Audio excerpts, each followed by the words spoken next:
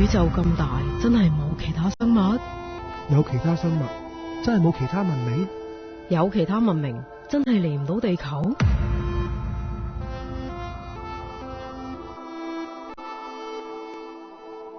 宇宙之謎，每個月第一個星期五，我 Kylie， 我爆衝，帶大家一齊衝出地球，探索宇宙。Radio 神秘之夜同大家見面啦。咁今日咧有幾圖啦，同埋阿何故喺度啦。咁我哋就講一個近排少人講晒啦，就上個戲都係即係俾我批評到啊，即係體無完膚嘅。我哋唔係為套戲而講嘅啦，咁啊套戲就冇乜相干嘅，因為睇完之後我都冇乜印象啊。咁但係呢個題目咧，其實我哋做咁耐節目，我哋都冇講過嘅。亦都係一個即係我諗都幾多人關心嘅題目啦。係啦。即係人狼嚇，係啦，有網友都即係呼籲我哋快啲去講添㗎啦，已經係咪 ？OK， 咁今日咧其實大家如果有留意嘅話咧，就真正係今日啦，即係唔係我哋早錄嘅，因為真係我哋真係當日錄嘅。就你發覺咧好多咁就你會發覺咧就好多呢啲即上咗年紀嘅老人家咧，就喺街邊打小人啊。咁我見到就算我原本我琴日喺灣仔鵝頸橋嗰度已經見到好多啦，咁我今日喺其他地方我都見到，咁令我諗起，原來就係應該係驚蟄嚇，驚蟄係嘛？咁咧就我一睇到個日子咧，我就醒起，原來我前幾日咧啲屋企啲即係蛇蟲鼠蟻都開始蒲頭。係啊，因為今日如果按呢個中國即係農曆嘅節令咧，應該係啲蟲咧話好似脫關而出咁樣咧，即係去不斷唔同地方嗰度去活躍啊，去運動啊。其實呢個係體現到咧，我哋中國嗰個農曆啊，即係我哋嗰個曆法咧，同嗰個農耕社會嗰種密切關係，即係話佢。呢個曆法佢嗰啲睇到啲節令咧，其實你真係睇到嗰個氣候嘅同埋一啲自然界嘅變化。係啊，呢個係好同嗰個自然界咧係好緊密嘅。咁你會問啊，點解無厘頭會講咗呢個節日咧？其實人狼呢樣嘢咧，就正係即係人同自然界之間，即係就算親密嘅關係。就算咗我哋進入咗工業社會之後咧，仍然有好多呢啲咁嘅關係嘅遺留落嚟啊！咁所以咧，即係其實應該我哋可以講呢樣嘢咯。咁未講可以講，因為小弟嘅個第一部劇本啊，人間道啊，其實成個古仔咧都係講緊經濟嘅。係啊，就係喺嗰個時期發生，同埋嗰個節氣有轉變影響成個世界咁。咁嗰時都做咗相當之多嗰啲資料啊，即係嗰啲節令啊，同埋嗰刻嘅嗰啲咁嘅即係有啲咩元素咧，可以即係同呢啲神秘學有關咧。喂，揾一集講一下喎，真係要。我記得以前我哋都睇過一個相關嘅數據如果從犯罪學嚟講咧，月圓之夜係犯罪係高啲，犯罪率高啲。係啊，你人間道嗰個仲要係面對個叫天狗食日添啊，就毀丹頂元氣啊，即係嗰時刻嚟㗎。咁嗰時咧就人間正道是滄桑嘅時候啦。咁但係咧呢個題目講之前咧，我哋有幾樣嘢我哋補充啦，因為上次講係嗰個以色列嘅特務機關啦莫薩德嘅時候咧，講得太興奮啦，咁所以有啲嘢漏講咗，而且好重要，我唔記得太興奮，完全唔記得咗。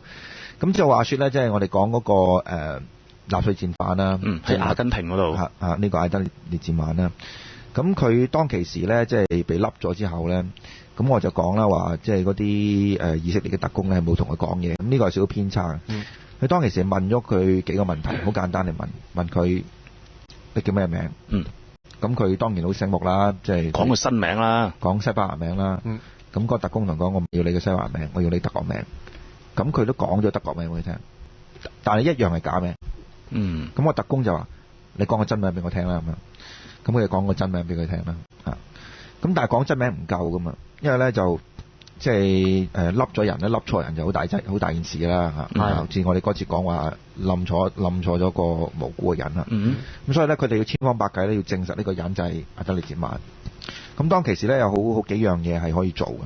第一樣嘢咧就係根據喺集中營入邊嘅檔案，即係佢個身高，佢個身形啊。咁原來好奇怪咧，呢個有少少原因嘅，就點樣咧？就因為喺納粹黨上台之後咧，佢哋好致力做一樣嘢，就係佢哋要判別邊啲係猶太人，邊啲係亞利安人。咁所以咧做咗好多啲所謂人類學嘅一啲分析 measurement 啊，即係度啊，譬如你個頭幾大啊，你個鼻幾大啊咁樣，你身高。嗰時未有基因嘅係啦嚇，咁佢哋好簡單相信啦，即係譬如話嗰啲呢啲咁嘅身體嘅特徵咧，就係你判別到你究竟係咩人種嚇。咁所以咧我估計係由於呢個原因咧，所以喺嗰個德國嘅納粹政府入邊咧，有好多呢啲相關嘅資料。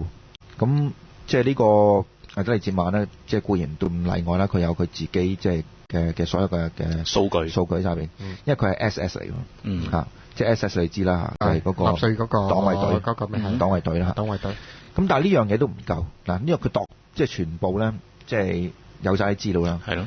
佢第一樣嘢做咩咧？就唔係度呢啲，佢係揭開佢呢個左手邊嘅格旯底去睇睇。咁點解要揭開個左手邊個格旯底睇咧？原來所有 SS 嘅軍官咧，佢哋格旯底都有個紋身嘅，即係左邊個有 SS 嘅紋身嘅。咁但係咧睇原來冇，整容啊，採光啊，係啦，再度一度其他啲咧，全部啱晒。係。咁原來咧，即係阿德利哲曼走嗰陣時候咧，就係已經係好醒目啦，即係全部諗得好清楚，做晒所有嘢，即係連呢個咁隱蔽嘅紋身咧，佢都即係諗辦法除咗佢嚇。咁但係咧，翻皮上去，係整翻皮。咁但係結果到最後咧，佢都即係好可能好多因素啦，佢都係坦白去即係承認自己係咯嚇。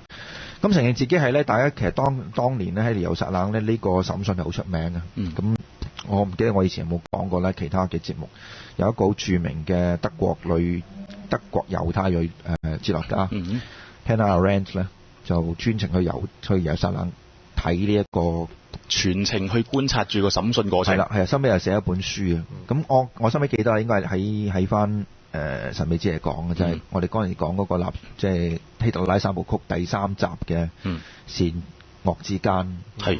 就係佢睇完個審訊之後話咧，其實呢個係一個好普通嘅人嚟嘅嚇，即係所以佢用咗個好20世紀好出名嘅描述，就係 banality of evil，即係有啲人係做一啲好罪惡嘅事情咧。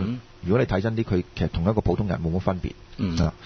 咁事實上亦都後尾亦都係啦，因為審訊嘅結果咧，即係亦都出唔到一啲咩好特別即係驚天動地嘅一啲內容。佢要不斷講就話，我只不過係接受命令嚇，上級叫我做我就照做嘅嚇，我只不過一個即係大嘅機器入邊有粒螺絲嚟嘅嚇。咁儘管如此咧，即係以色列嘅當局咧去處理當年咧呢位戰犯嘅死刑咧，亦都係諗咗好多嘅相關嘅問題。其中嘅例子即係其中一個問題咧，就係佢死後之後葬喺邊度咧？會唔會成為即係新納粹主義或者即係一啲納粹黨崇拜者嘅英雄？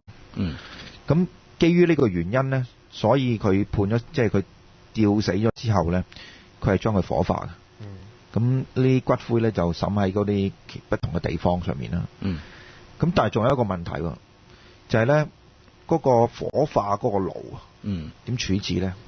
原來當其時咧就係成個爐咧係為呢個人而做出嚟嘅。做完出嚟呢個爐咧，以色列當局係全部拆散咗。哇，好決絕喎！真係完全即係所有有關呢位戰犯或者其他戰犯嘅一啲遺跡咧，全部係灰飛煙滅啦。係唔會留低喺，唔會留低，冇人即係唔會俾到一啲機會咧。啲納粹嘅支持者咧，去憑吊佢。咁呢個亦都係當年咧，即係唔係當年，即係話我哋嗰陣時講希特拉嘅時候咧，特別要提到就係點解佢咁多啲嘅遺跡咧，即係到好後期啊，到近年咧先至再譬如話即係提翻出嚟啦。譬如舉個例，佢舊年嘅時候咧，先至有佢嘅圖書館，即係佢嘅藏書係就。即係有翻個公開翻出嚟啦，公開翻一個解封啦，解封即係話睇到佢當年佢睇咩書，佢睇完啲書睇完呢啲書之後，有啲咩筆記，有啲咩筆記嚇。咁其實呢個咧就我諗對嗰個成個德國即係德國納粹主義興起嘅時候嘅嗰啲文獻啊或者一啲文物咧，其實唔多唔少構成一啲影響嘅。即係我諗而家呢啲到依家都仲係一個禁忌咯。咁呢個第一樣嘢啦。第二樣嘢就係咧，我上次講到嗰個米格戰機嗰度咧，嗰個其實應該就唔係米格23，應該胡福應該係米格25。咁當年呢件事件好轟動，因為咧就有一位機師咧，蘇聯機師咧就係揸住架米格25投奔日本啊。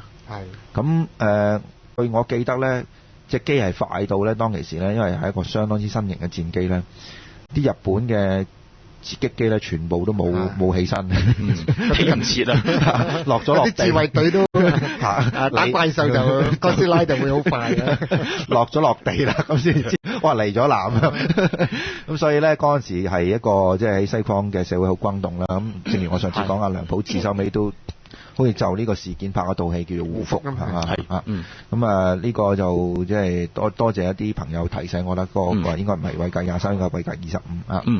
咁好啦，咁就今日題目咧就係人狼啦。咁人狼事實上咧就其實同以前嘅吸血僵屍咧，我諗可以即係都可以分開嚟講嘅，都係互相輝映嘅。其實喺電影史上面或者文學史上面咧，兩方面嘅著作咧都係有嘅。咁但係似乎咧吸血僵屍咧就比較盛行啲嚇。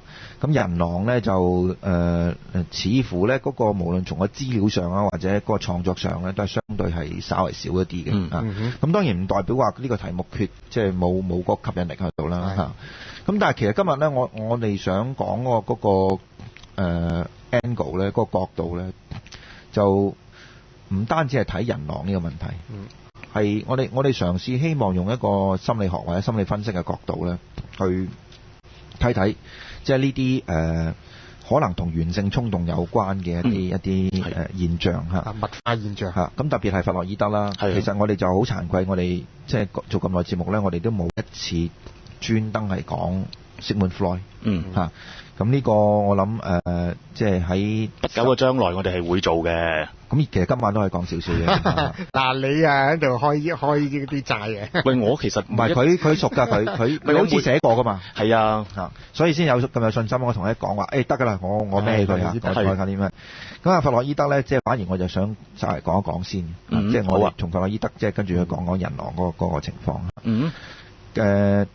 弗洛伊德咧，其實就大家知道其實佢係維也納人嚟嘅，就唔好誤解，因為雖然佢寫德文，但係咧其實當其時咧就佢係應該係喺維也納一路讀書一路發跡嘅。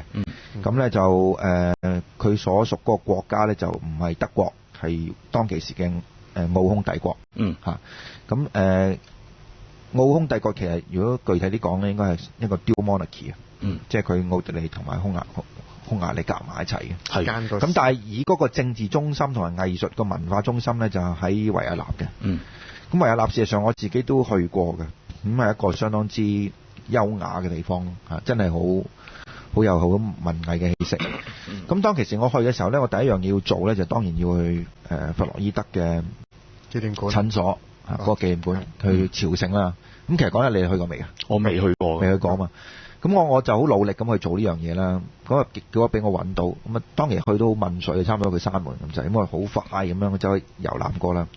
咁我第一樣嘢要揾咧，就係嗰張床啊。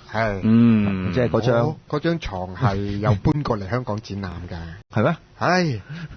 我好失敗，我揾唔到張床。係咪啱啱嗰陣時搬咗嚟香港做展覽啊？我睇唔係真嘅，呢個係真。我揾極都揾唔到張床，我唔知嗱，即係有啲朋友去過咧。即係麻煩佢講俾我聽咯，我揾咗好，即係揾得好辛苦啊！佢響你做咩炒呢本嘢？呢本嘢有關嘅呢本嘢。唔係佢呢本嘢講龍江。佢呢個08年嗰個光影玩盡腦電波咧，都有一個係放響德國嘅嗰個複製品嘅張床，都有拎咗過嚟做展覽。嗰張嘢叫 couch 嚇，係啊，就一般非常之出名嘅。嗰個心理分析嗰個做法係點樣咧？其實佢有個時間嘅，呢個時間亦都日後咧，即係好多新派啊或者不同意見嘅人咧，就即係有一個爭議。嗱，如果我冇記錯嘅話，應該係50分鐘。咁一個 session 嚟嘅。嚇。咁咧就點坐法咧？就係你瞓喺嗰度。係。咁跟住咧就弗洛伊德咧就坐喺你後邊嘅。即係你唔會俾你見到佢，唔會俾你見到佢。你嘅後腦對住佢。咁佢會做一啲咩嘢咧？就係你好似即係好似類似出呢個睡眠嘅狀態啦。佢就同你傾偈。唔係應該係你最 relax 嗰個狀態，你未必一定瞓嘅，你可以令你最輕鬆嘅方法，你坐又得，瞓又得，打側又得咁樣。如果我揾到張床咧，我就會瞓上去㗎啦。我被冒呢個被拉嘅危險，我會瞓上去。咁但係我都有咁做嘅。據聞嗰張床應該係封鎖住，即係外面圍晒欄杆，你唔會俾你掂到，就係望到咁大把。唔係啊，最慘我望都望唔到嘛。我揾咗好耐揾唔到啊。咁 anyway 咧就係即係我去過參觀啦，咁係一個即係令你好感動嘅地方啦，因為你會睇到即係你所謂想像當年弗洛伊德咧就係喺嗰度，即係發展咗佢好多，發展佢成個心理學嘅學問嘅基礎係嗰度打造㗎啦。咁我睇嗰度咧，嗰個紀念館咧其實好多嘢賣嘅。咁有呢個弗洛伊德牌嘅原子筆啦，好似有弗洛伊德牌嘅古龍水啦，一定有啩。呢個擦紙膠字有，弗洛伊德牌嘅杯啦。咁但係唯獨是一樣嘢冇，就係弗洛伊德牌嘅避孕套。當時冇用㗎嘛，唔使用。唔係佢後來可以出㗎嘛。咁如果我估嘅，如果佢出咧，就一定即係好賣過而家呢啲。喂，咁抑壓咁又唔似啲弗洛伊德嘅論調喎。咁原來咧仲儲埋好多佢嘅咩嗰啲夜壺啊。我唔知係咪當其時呢個歐洲嗰個衞生條件比較差。唔係咁。咁你要知道一點就係，而家我哋嗰個嘅渠務嘅發展咧，而家咁方便咧，其實都係近呢100年先出現嘅啫。講呢樣嘢幾有趣，因為我去過譬如柏林啊、維也納咧，歐洲嘅地方咧，佢實際上好多基建咧，嗰啲infrastructure都好落後喎。係啊，譬如話講啲大廈都。即係啲電梯咧，我聽講成100年嘅，係啊，好耐㗎。唔係啊，頭先你講嗰樣幾層嘅電梯咧，嗰啲嚇。唔係，因為點解頭先你講到佢其實我要補充翻少少資料，其實就係大家應該知道阿弗洛伊德都係猶太裔嘅，都係呢啲。咁其實佢喺捷克嗰度出世，跟住後尾就隨屋企人就搬咗過去咧奧地利。而佢當其嘅捷克都係屬於奧匈帝國。係啦，冇錯。咁佢喺維也納嗰度去學習，後尾畢咗業即係喺個行醫啦咁樣。咁頭先你講嗰間醫院，其實佢應該服役咗超過好似20年以上，佢後尾先被呢個德國納粹，所以去咗英國嘅啫。咁頭先解釋翻你嗰個尿壺嗰樣嘢都咁重要嘅，雙重原因嘅。第一個原因係咩？就係因為本身嗰啲咁古色古香嗰啲咁樣嘅建築物咧，係冇呢一個抽水馬桶嗰啲系統嘅。係啦，冇而家我哋佢設計當中嗰時，佢冇可能佢有咁多呢啲咁樣嘅渠，甚至乎一個廁所嘅裝置，所以變咗咧啲護士就好慘嘅嗰時。真係如果係男性病人咧，就每一個幾乎都有一個專屬嘅呢一個尿壺。係啦。咁呢個尿壺咧，其實亦都調翻轉咧，就係跟住每一個病人嘅，即係變咗反而就係話你個袍咧，可能你會洗跟住換，你可能有幾件袍俾你着啊。但係尿壺咧，即係如果真係喺個醫院當中咧，個尿壺先係跟個病人最重要嘅見證咁樣。係啊，嗱呢個咧我唔係講話即係一啲八卦，而係話佢令我諗起咧，即係譬如講弗洛伊德咧，佢其中一樣嘢佢哋好注重，即係好深入去探討就係，即係你細個成長嗰陣時個 toilet training。係啊。譬如你引唔引到尿啊，引唔引到屎？呢個到性器期之前嘅康緩期兩者之間嗰個發展㗎啦。如果譬如話你嗰陣時，即係特別啲父母要留意呢樣嘢啦，即係譬如話個細路你處理呢樣嘢唔好咧，其實唔單止影響到佢話，即係佢控唔控制到自己身體問題，對心理上有影響，好大影響添。成個弗洛伊德嘅我會歸咎於佢就用咗太多病人，所以變咗佢建立咗一個好完整嘅變態心理學嘅一個嘅學術基礎。病理性嘅基礎。係啦，反而對一啲相對地係正常嗱，都要相對啊嗱，喺呢個心理學當中係冇絕對嘅，係啦，係絕對正常嘅人唔正常嘅，係冇錯係啦。所以其實 normal 同埋 abnormal 係相對嘅啦，所以佢建立咗一個係相對地對呢啲嘅正常人咧係唔公平嘅一種分析，即係變咗點解咧？我假設每一個都唔正常先，係啊，即係點解咧？我假設你咪細個，可能你係0歲到1歲嗰陣時，口腔期得唔到滿足，所以有以下呢啲病症，定係可以2歲到？喂，講真咧，如果口腔期得唔到滿足，有咩病症咧？會好中意食嘢啦，好中意食打邊爐嘅，都會有嘅呢啲係啊。另外就刷牙多啦，不斷係咁刷，酗酒啦，咬手指啦，呢啲其實都係會假設就係佢個口腔期得唔到滿足嘅一個。講完口腔期，我講肛門期啦。好啊。肛門期都過唔到，中意儲嘢。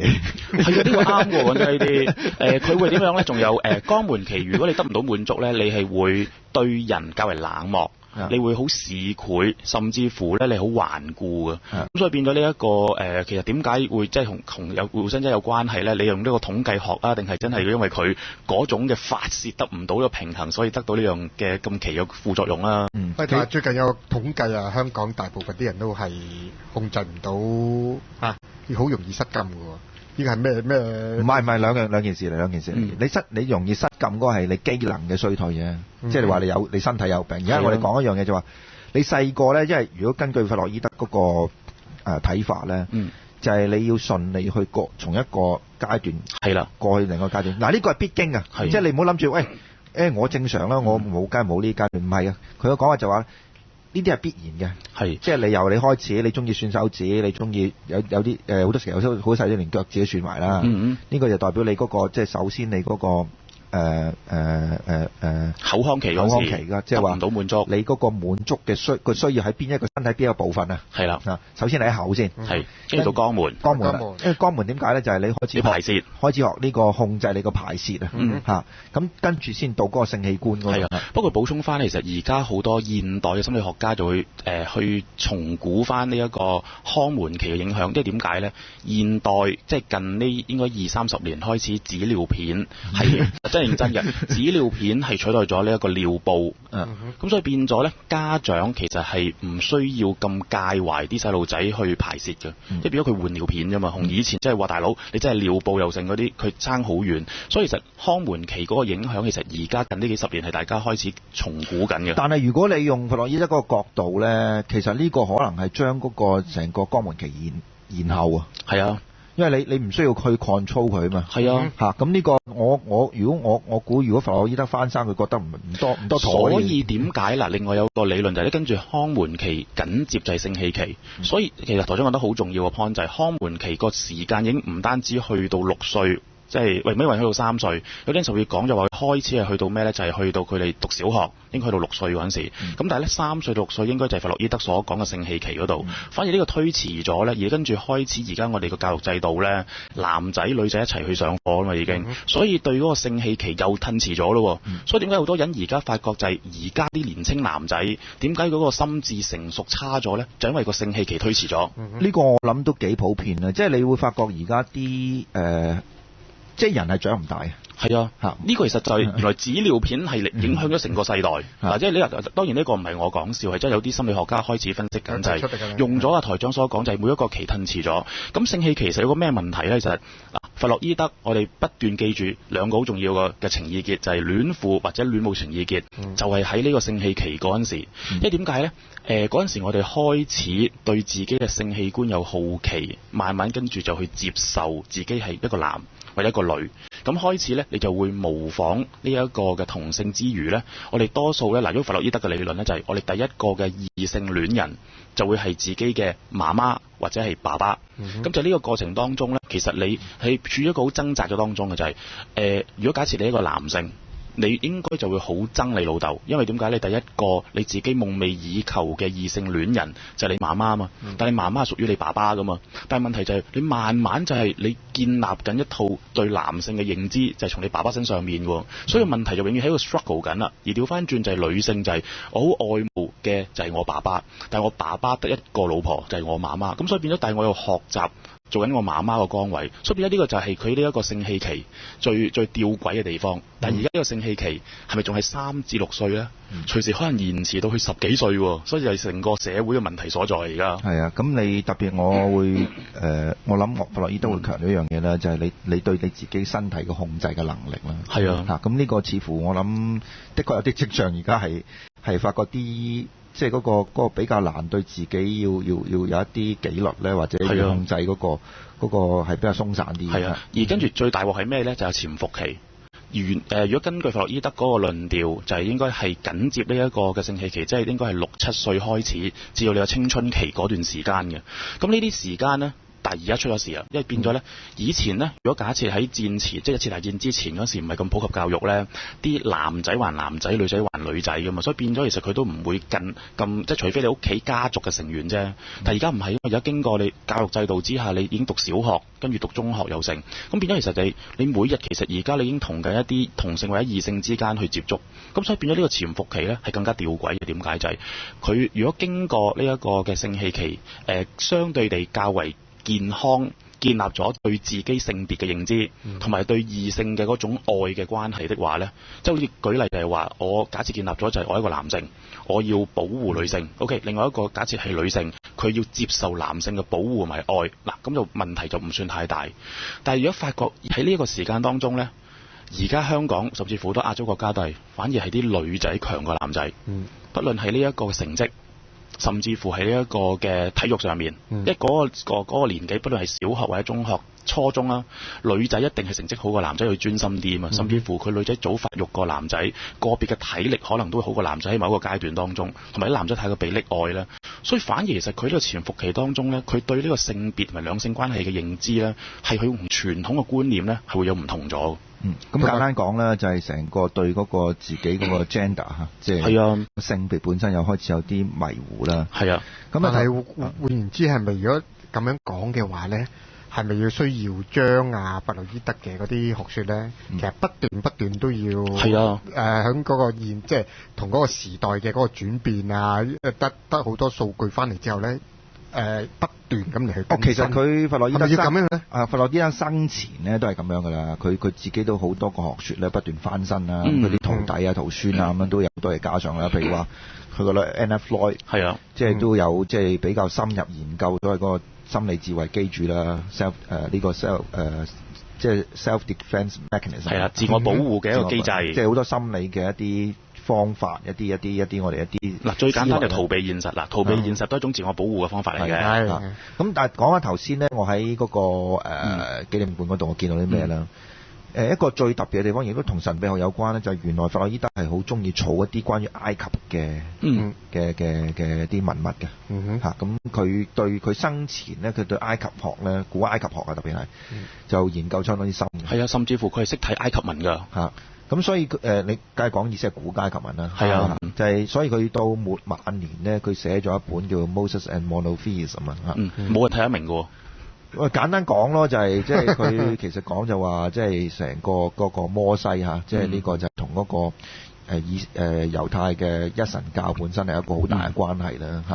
咁呢個其實日後咧，即係可以將一個專題咧就講摩西，即係點睇呢個人喺個成個猶太文化入邊嗰度咯。係咁不過我補充少少，頭先我講漏咗就係潛伏期，就係今日我哋嘅成個集嘅重點就係原始慾望咧嘅建立，就係喺呢一個潛伏期嗰度。咁如果假設個潛伏期越長咧，呢一個原始慾望嘅一個變化越大，咁啊越危險。其實簡單講就係你過渡唔到就會得好多問題嘅。係啊，即係佢有一個 term 又去形容呢個 fixation 啊嘛。即係你 fixate 咗，即係凝固咗喺某一個階段咧。係啊，咁你就會做好多，因為你成長唔到啊。咁好多你喺嗰個階段你遺留落嚟處理唔到嘅問題咧，就到你大咗之後會繼續用一不同嘅方法去處理。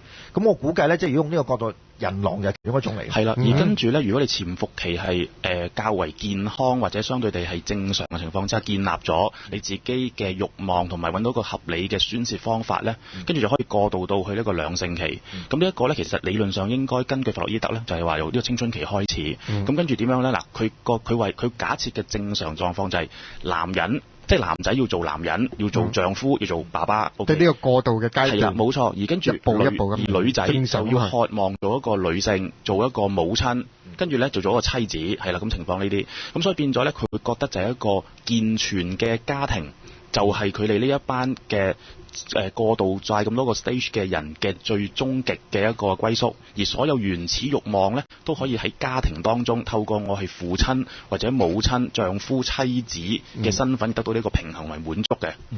咁啊會達成咗變成一個正常嘅人啊。係啦。嗱呢個係佢覺得係 normal 咋，係啦。佢個社會啊，即係同個社會咧就可以。而呢一個社會入邊合群係啦。呢一個咧嗱，我其實都成日都講就係呢個係弗洛伊德佢 base on 即係佢建基於一個已經係工業發展咗嘅一個嘅大都市化嘅社會嚟去做咋。即係有族群。係啦，大家就如果以上嘅論調，假設喺一個母系社會或者一個農業社會當中咧，可能都算係變態或者 abnormal 咗嘅已經。即係舉例就係話，佢同一啲傳統話，等係一夫多妻制啦，因為我要大量嘅田去開落田去做呢一個工作嘅男丁啊嘛，所以呢個其實係已經係兩者之間係有個抗衡噶啦，所以變咗頭先我所講成個過程呢10幾年嘅男性或者女性嘅發展呢，都係阿弗洛伊德佢用佢一班嘅病人嚟做出分析，再經過一啲資料嘅整理而去歸結於成個問題。其實簡單嚟講呢，佢就係從一啲即係不正常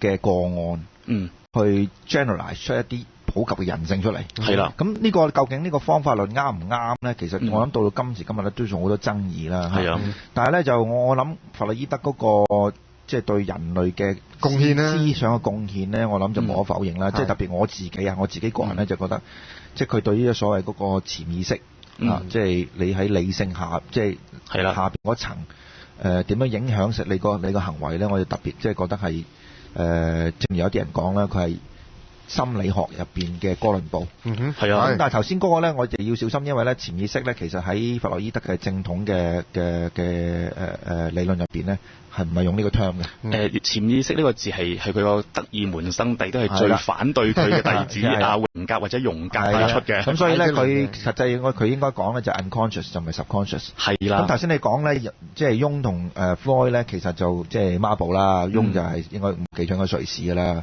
咁我去慕名而去，係啦，去向佢學習嘅。我頭先講嗰個弗洛伊德嘅成就咧，其實當年我去奧地利嗰陣時候咧，我已經見到啦。就係點樣咧？佢即係嗰張鈔票上邊，其實係其中我唔記得20 shilling咧，係印咗弗洛伊德個像喺度嘅。哇！係啊，咁呢個就即係有少少諷刺咧，因為其實當年咧，佢喺維也納咧，佢自己覺得都係有少少屈不得志，冇乜錢嘅有啊。佢個學説，佢唔算係冇錢，佢有大量嘅研究。佢係中產階級嚟，因為佢嘅病人其實好多，後來好多都係有錢嘅。但係咧，似乎佢自己覺得咧，佢個學説咧冇受到即係適當嘅尊重。唔係，呢有兩個原因。佢而家就啲錢都有佢啊。唔係，有兩個原因。第一個原因就係因為佢要佢應該佢係學外科，我冇記錯應該，佢真係一個正統嘅醫生嚟嘅。但係佢提出嘅一啲係當時主流嘅醫學家或者甚至乎一啲嘅前線工作者都唔係咁認同，甚至乎覺得佢天方夜譚嘅論調。第一個啦，第二個頭先我都所講，不斷都講就係到而家俾人哋批評緊就係，喂弗洛伊德先生啊，你用班病人嚟去分析正常人，會調轉咗方向咧。應該我哋而家係要揾正常人去分析病人噶嘛。所以其實佢個切入點咧，到而家都俾人哋覺得係錯咗嘅。唔係，但係呢樣嘢咧係有好即係石破天驚啦。點解咧？以前嘅人假設即係你個大部分人都正常噶嘛。如果你咁睇咧，其實嗰個大部分人都唔正常嘅，你唔多唔少有啲心理，有啲心理。呢個咪 exactly 當日我去旁聽呢個變態心理學第一堂嗰度，我咪嚇到傻咗咯。佢話你哋個個都變態噶嘛，有少少嘅變態嘅一啲跡象。因為點解咧？我當時我個導師講就係一句就係，我哋點解為之 abnormal？ 因為就係人類應該係以同大自然共存為一個目標噶嘛。但係睇翻歷史又好，睇翻我哋而家嘅生活模式都好，根本同大自然完全割離晒嘅。甚至乎可以舉例，我一開始講唔同嘅節令啊，唔同嘅呢一個嘅氣候咁樣，我哋完全唔跟住呢一啲嘅節令去做嘢，用自己嘅嗰種意欲嚟去做。呢個其實本身已經算係一種 abnormal 嘅現象嚟㗎咯。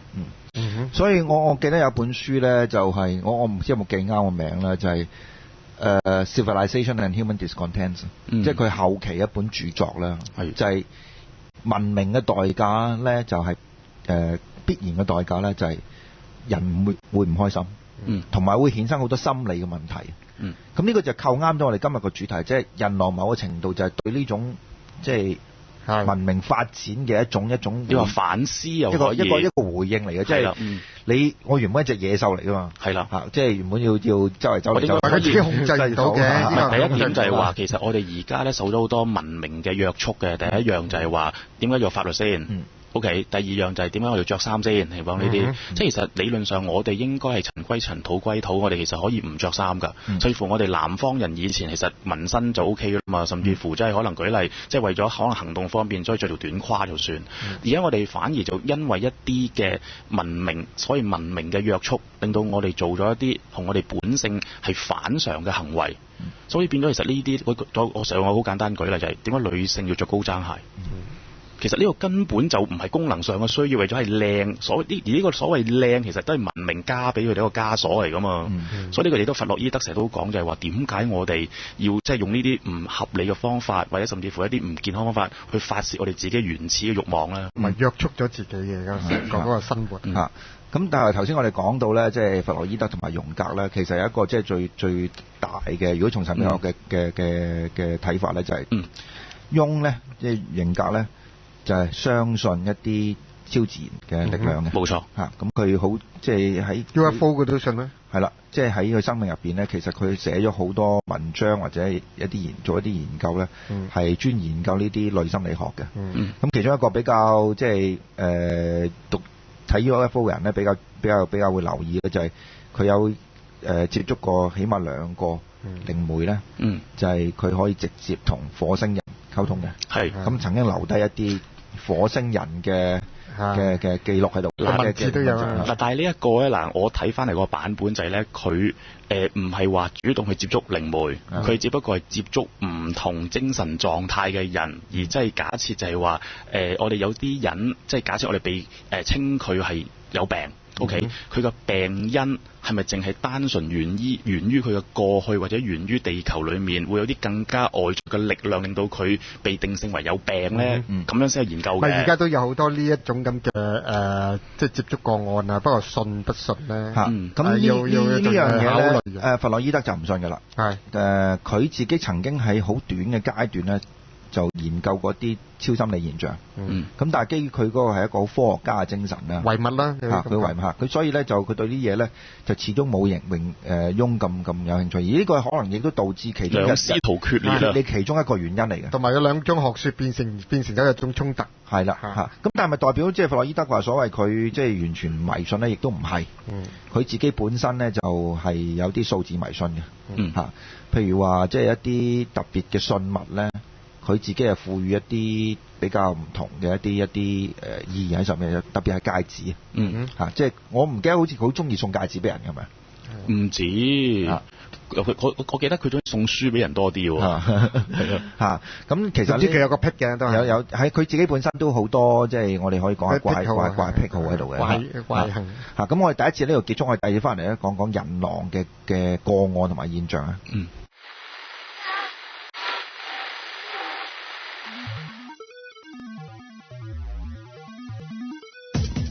OurRadio.hk 一個屬於我哋又屬於你哋嘅電台。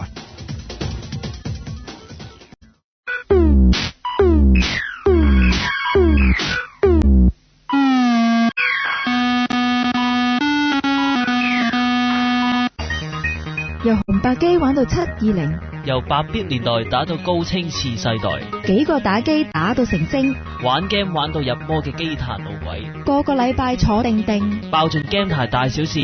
原來腳往冇面俾，爆機 game 有怨埋你。OurRadio 神秘之係第二節，我哋個網址就 www.ourradio.hk 啊。今日嘅題目咧就係人狼啦。係就頭先我哋約咧講過少少弗洛伊德同啲即係嘅學説啦。其實人狼呢個現象咧，我覺得咧就應該用一個比較廣泛啲嘅角度去講，就係曾經喺人類歷史入邊咧，不同嘅國家、不同嘅文化咧，都有一啲神話或者傳說咧，就係人變為動物，係或者動物變為人，即係其實唔係一定狼嘅。咁因為狼咧喺文化上面咧，好多時有賦予一個特別嘅圖騰啦，因為特別嘅，尤其是西方啦，西方啦。咁所以咧就即係變咗人狼呢樣嘢咧，就即係比較多人去講。咁但係其實就唔止呢樣嘢嘅。即係舉一個例啦，呢個到近期都有嘅，就係譬如一個英國嘅貴族咧，佢死嘅時候咧，突然間好多出邊佢嗰個莊園好多狐狸嚟。咁咧佢嘅見到，即係就算我見到啲樣咧，個樣都似似地狐狸嘅。喂，其實呢個唔止添㗎，甚至乎我諗我哋中國人咧，唔知因為12生肖影響咧，我哋會覺得有啲人佢屬馬騮咧，個樣好似零舍似呢一個猿猴啊，甚至乎好似話呢個人咧係屬豬咧，發覺佢就零舍好似即係晚年就肥起上嚟都成個豬咁嘅樣咁樣。即係嗱，我哋其實唔可以排除個可能性，就係人同埋呢啲動物之間喺呢一個身體結構上面係會有少少雷同。咁另外就係話，我哋假設如果真係我哋因為我屬豬嘅，或者呢個可能屬羊或者屬兔咧，慢慢你用呢一個想像力咧，係會將兩者之間嘅距離拉近咗喎。兩方面啦，有一種咧就係即係有啲叫部族嘅嗰種圖騰嘅發展出嚟嘅，人狼應該都係嗰種發展出嚟。冇錯。咁另一種咧就係心理上咧，即係你講個叫12生肖嘅裏面咧，可能成日都認住自己係豬啊，係啊，咁都會喺個叫心理上嘅意識上咧，就係其實有啲自我催眠咗。係啊，冇錯啊。咁就會有呢種咁嘅影響咧，即係響人狼啊，即係或者係吸血鬼啊，大家去研究或者喪屍都係研究嘅時候咧，物理上嘅嗰個其中一種研究。頭先我另外心理上咧都會一個好重要。頭先我講狐狸呢個就係呢位仁兄啦，即係佢係一個貴族嚟嘅，英國貴族啊，即係好似你睇嗰個愛麗絲夢遊仙境嗰個 Hamish。咁呢個咧就係根據呢個而家佢當地人嘅講法咧，呢個人就即係直情個樣都似狐狸啊！咁佢都死狐狸嘅添㗎，會唔會？係啊 ，Fox，因為佢嗰個家族嘅呢個嘅家徽咧有曬啲狐狸喺度嘅。係咯。咁話說咧，佢即係佢祖先死嗰陣時候咧，好幾次咧臨死之前咧，啲狐狸係嚟曬佢嗰個門口嗰度。事實上咧，即係其實當人去講狼嘅時候咧，即係狼同埋人之間個關係咧，好多時都會咧，即係提及咧，狼咧係一個最早嘅一種動物咧，佢有種叫群體嘅現象啊，即係大家一種集體嘅一齊去生活啦，去一齊去部署去獵食啊，即係嗰種咁嘅生態嘅出現咧，所以狼咧就係你可以講話叫文明嘅最早期嗰時嘅一種狀態嘅。咁其實呢樣嘢咧，如果你用一個生物學角度咧，佢可能唔多唔少同個反祖現象有啲關係嘅。嗱，我而家懷疑一樣嘢，我自己就唔相信有人狼，真係有人狼呢樣嘢。即係點解咧？就話你可能你從個心理病方面，你覺得自己隻狼，咁同我依家係處理過呢樣嘢嘅。係啦。但係如果你話好似而家個傳說咁樣，佢有即係月圓之夜。唔係佢最突然間會生毛啊！即係突然間即係出瞬間係啦，啲爪出晒嚟啊咁樣，跟住咧就走出去。即係骨骼嘅轉變嗰個骨骼嗰度咧，佢改變啦。嗱，佢變咗，譬如話變咗狼咁樣，跟住咧就佢食夠啦咁樣瞓醒啦，咁又變翻個人咁樣。咁呢樣嘢我唔相信嘅。係，但係我覺得點解個傳說會嚟咧？就係因為有陣時我哋可能會見到啲反祖現象。譬如話你突然間你個人多一條尾出嚟，或者你身上面長嗰隻毛皮。而家譬如話我哋見到呢個樣，嗱呢個咧就冇人啦，呢個就唔係化妝嘅，呢個咧就係一個真人嚟嘅。咁咧就佢係好多毛，個樣咧真係少少似狼。係，咁呢個就如果你夜晚見到佢，真係以為見到人狼啦。係。呢個呢個係中國係喺70年代都有個毛孩啦，而家都有嘅。不過頭先阿台長所講嗰個嗱，其實我哋要好清晰咁定性我哋今晚所講嘅人狼或者狼人係咩嘢先嗱？因為點解啦？我哋歷史上面真正係都發現過一啲佢心理上或者佢精神上覺得自己係狼嘅人類。我呢啲可能假設佢今晚當係叫狼人先啦。OK。唔係，但係你都講清楚，因為好原始社會，我諗有一種狀態，即係譬如頭先阿紀陶講啦。你以狼為圖騰，係啦，去崇拜佢，希望變成佢。月圓之夜，你咪整隻狼皮喺身度，走出去。嗱，即係呢一個咧，其實就牽涉到第二樣嘢，就係話即係化妝啫。你講呢個都係 dress up 或者當 cosplay 先啦。另外就係話有冇機會真係由狼佢經過一啲嘅過程，身體嘅構造，好似阿紀陶話齋係個骨骼不斷，甚至乎令埋塊面都改變。嗱，最重要嘅就係叫急速轉變，係月圓之夜嘅嗰刻。呢個傳說有好多嘅。呢個就係我記得以前指人狼啦，你有個 attack people 嗰個傳說啊嘛。係啊，其實嗰個真係有嘅，轉一隻炮。係啊。我如果冇記錯，其實應該喺南斯拉夫嗰邊。唔係，因為點解咧？嗱，其實如果之前我睇過一套爛嘅片叫《狼災記》啊，嗰套真係講即係話嗰個嘅，唔好話佢好爛嘅。對唔住，OK，一套我唔係咁中意睇嘅戲啦。咁嗰套戲裡面都講男主角後尾變咗隻狼啊呢啲。但係調翻轉有一個反問嘅問題，會調翻轉係狼變人呢？狼變人呢？人變狼咧，呢個咧就一直都有呢個傳說嘅，甚至咧即係除咗你頭先講一叫呢個傳說話已經怪異嘅現象之餘嗰時候咧，你記唔記得啊？杜魯福都拍過一部《野孩子》，咁嗰個咧就係一個喺印度真係發生嘅一件案例嚟噶嘛，就係一個細路仔咧自細嗰時候咧就遺落咗喺個森林嗰度，俾一班狼咧就養大咗佢嚇，咁而嗰班狼咧就養大嗰時佢，所以嗰個細路仔嗰個成個習性啊。係跟咗嗰啲狼，咁當然咧佢個人咧都係一個人嘅形，但係佢成個嗰個肢體啊，個身即係嗰種叫爬行嘅方式咧，都學咗狼嘅嗰種生活。咁呢個喺歷史上羅馬帝國嘅興起個傳說就係呢樣嘢嚟㗎嘛，嗰兩兄弟就俾狼養大㗎嘛。係啊。咁但係呢個係證明咗㗎啦，即係我哋其實真係揾到啲科學嘅個案係有一啲細路仔咧。係經過動物嘅飼養，咁佢而即係變咗佢嗰個成個行為嘅模式咧，係出現一個好大嘅改變。咁但係好可惜咧，呢啲例子咧，儘管揾到咧，事後呢啲細路仔都難以喺嗰個正常嘅人類社會上邊生存咧，唔能夠矯正翻佢，好多都好早死嘅。咁但係我哋講頭先講嗰個人，即係人狼嗰個現象咧，即係話嗱，我哋講得好 specific 啦，即係好將嗰個收窄咗，就係話。月圓之夜，你會唔會見到有個人突然間嗰晚變咗隻狼出嚟？唔係啊，我想個問題就係問調翻轉，其實佢月圓之夜佢變翻隻狼啊！即係平時反而就係佢應該話調翻轉啊，就係佢根本唔係人，佢根本屬於狼嘅。只不過咧平時可能就係唔知咩原因之下，佢焗住被逼，就係喺呢個人類社會呢個群居嗰度長大。到月圓之夜，可能呢個月亮力量嘅釋放，甚至乎可能自己情緒波動，佢回復翻自己嘅本性出嚟。即係反而有兩個現象。佢唔係人變狼。嗱，佢基本上咧，佢呢個咧牽涉到咧，喺早期嗰時就係大家都係會有一個想法咧，就係話縱使我哋呢個世界有好多唔同嘅動物，但係咧就係其實裡面咧，即係大家嗰種叫淵源咧，其實都係可以共通到嘅。咁啊，所以即係未曾分一個叫做唔同族群嘅時間咧，其實大家都係同一個共同體嘅。但係最早即係同人咧，即係發生咗一個叫做係有一種叫做係關係嘅嗰種咁嘅生物咧。即係除咗猴之外咧，就係狼啦。係。咁而咧，即係而家喺個生物學嗰度都成日都講人同埋嗰個猿猴咧就好有關係啊。咁但係咧，狼嘅呢個咁嘅傳說咧，就係好多時都講，其實狼咧就喺天上嚟嘅，係帶住一個天火落嚟嘅嗰種生物咧，就嚟到個地球咧，就後來咧就同人咧就接觸咗，係佢將個文化係放咗落嚟地球嘅一種生命嚟嘅。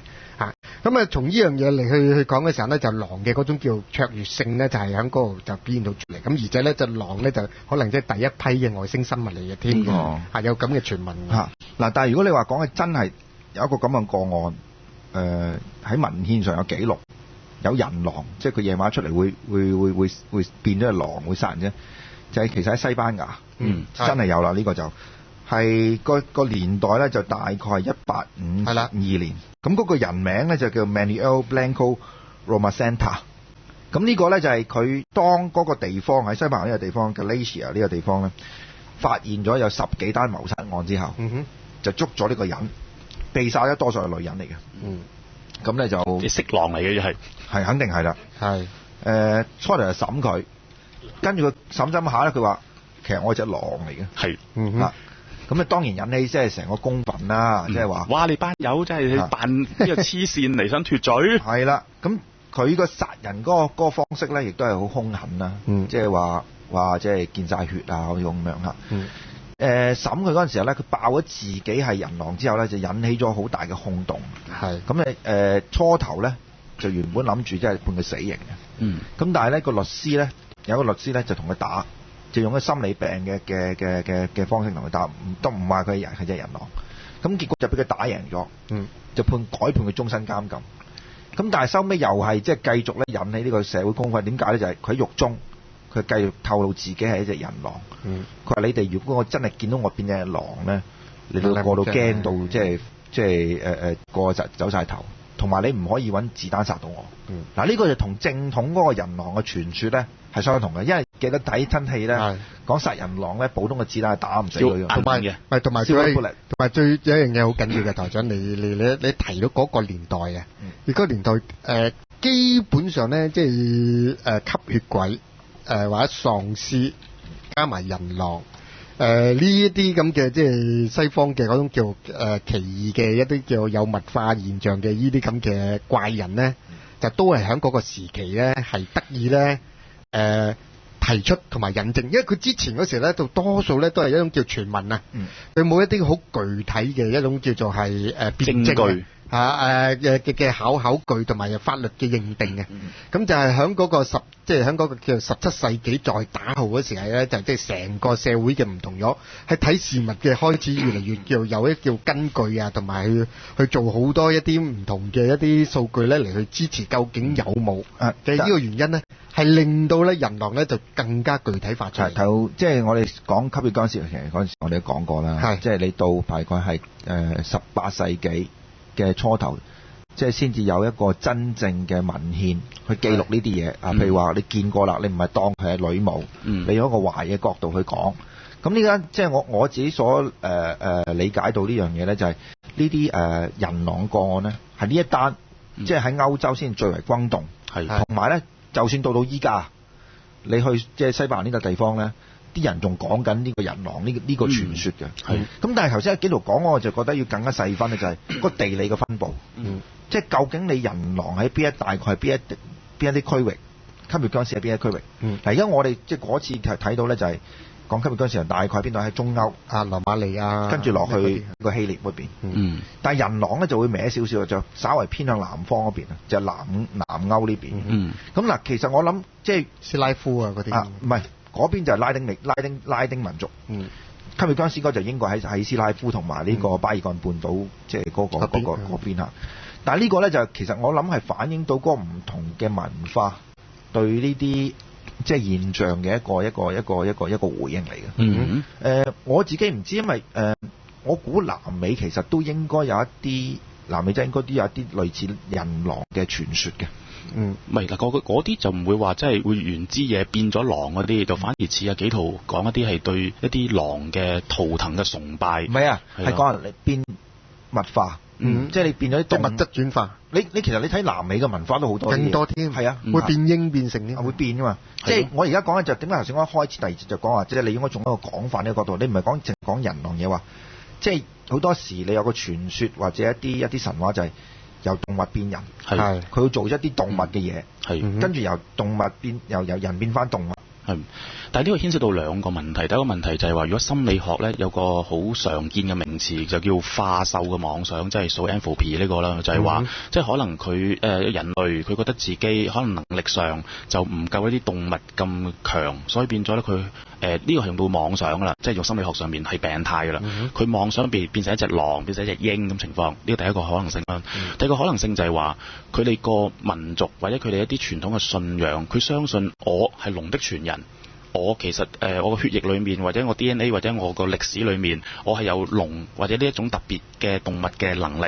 咁有啲會誇張到咩地步？就係話成個民族根本係最早咧係由動物同埋人去交合而成嘅。咁呢個我唔知係真正係 physically 嘅交合啊，定係兩個民族一齊共同生活？呢個共通㗎啦，我諗好多民族嘅最古老傳說都係動物交合嚟嘅。係咯，咁但係呢個我估計其實同個圖騰本身有關係。係咯，咁所以變咗就係話佢本身可能嗰個族，佢可能佢原來佢祖先係狼同埋人一齊去交合而成嘅，即係佢個血液或者 DNA 裏面已經有狼嘅呢個特質。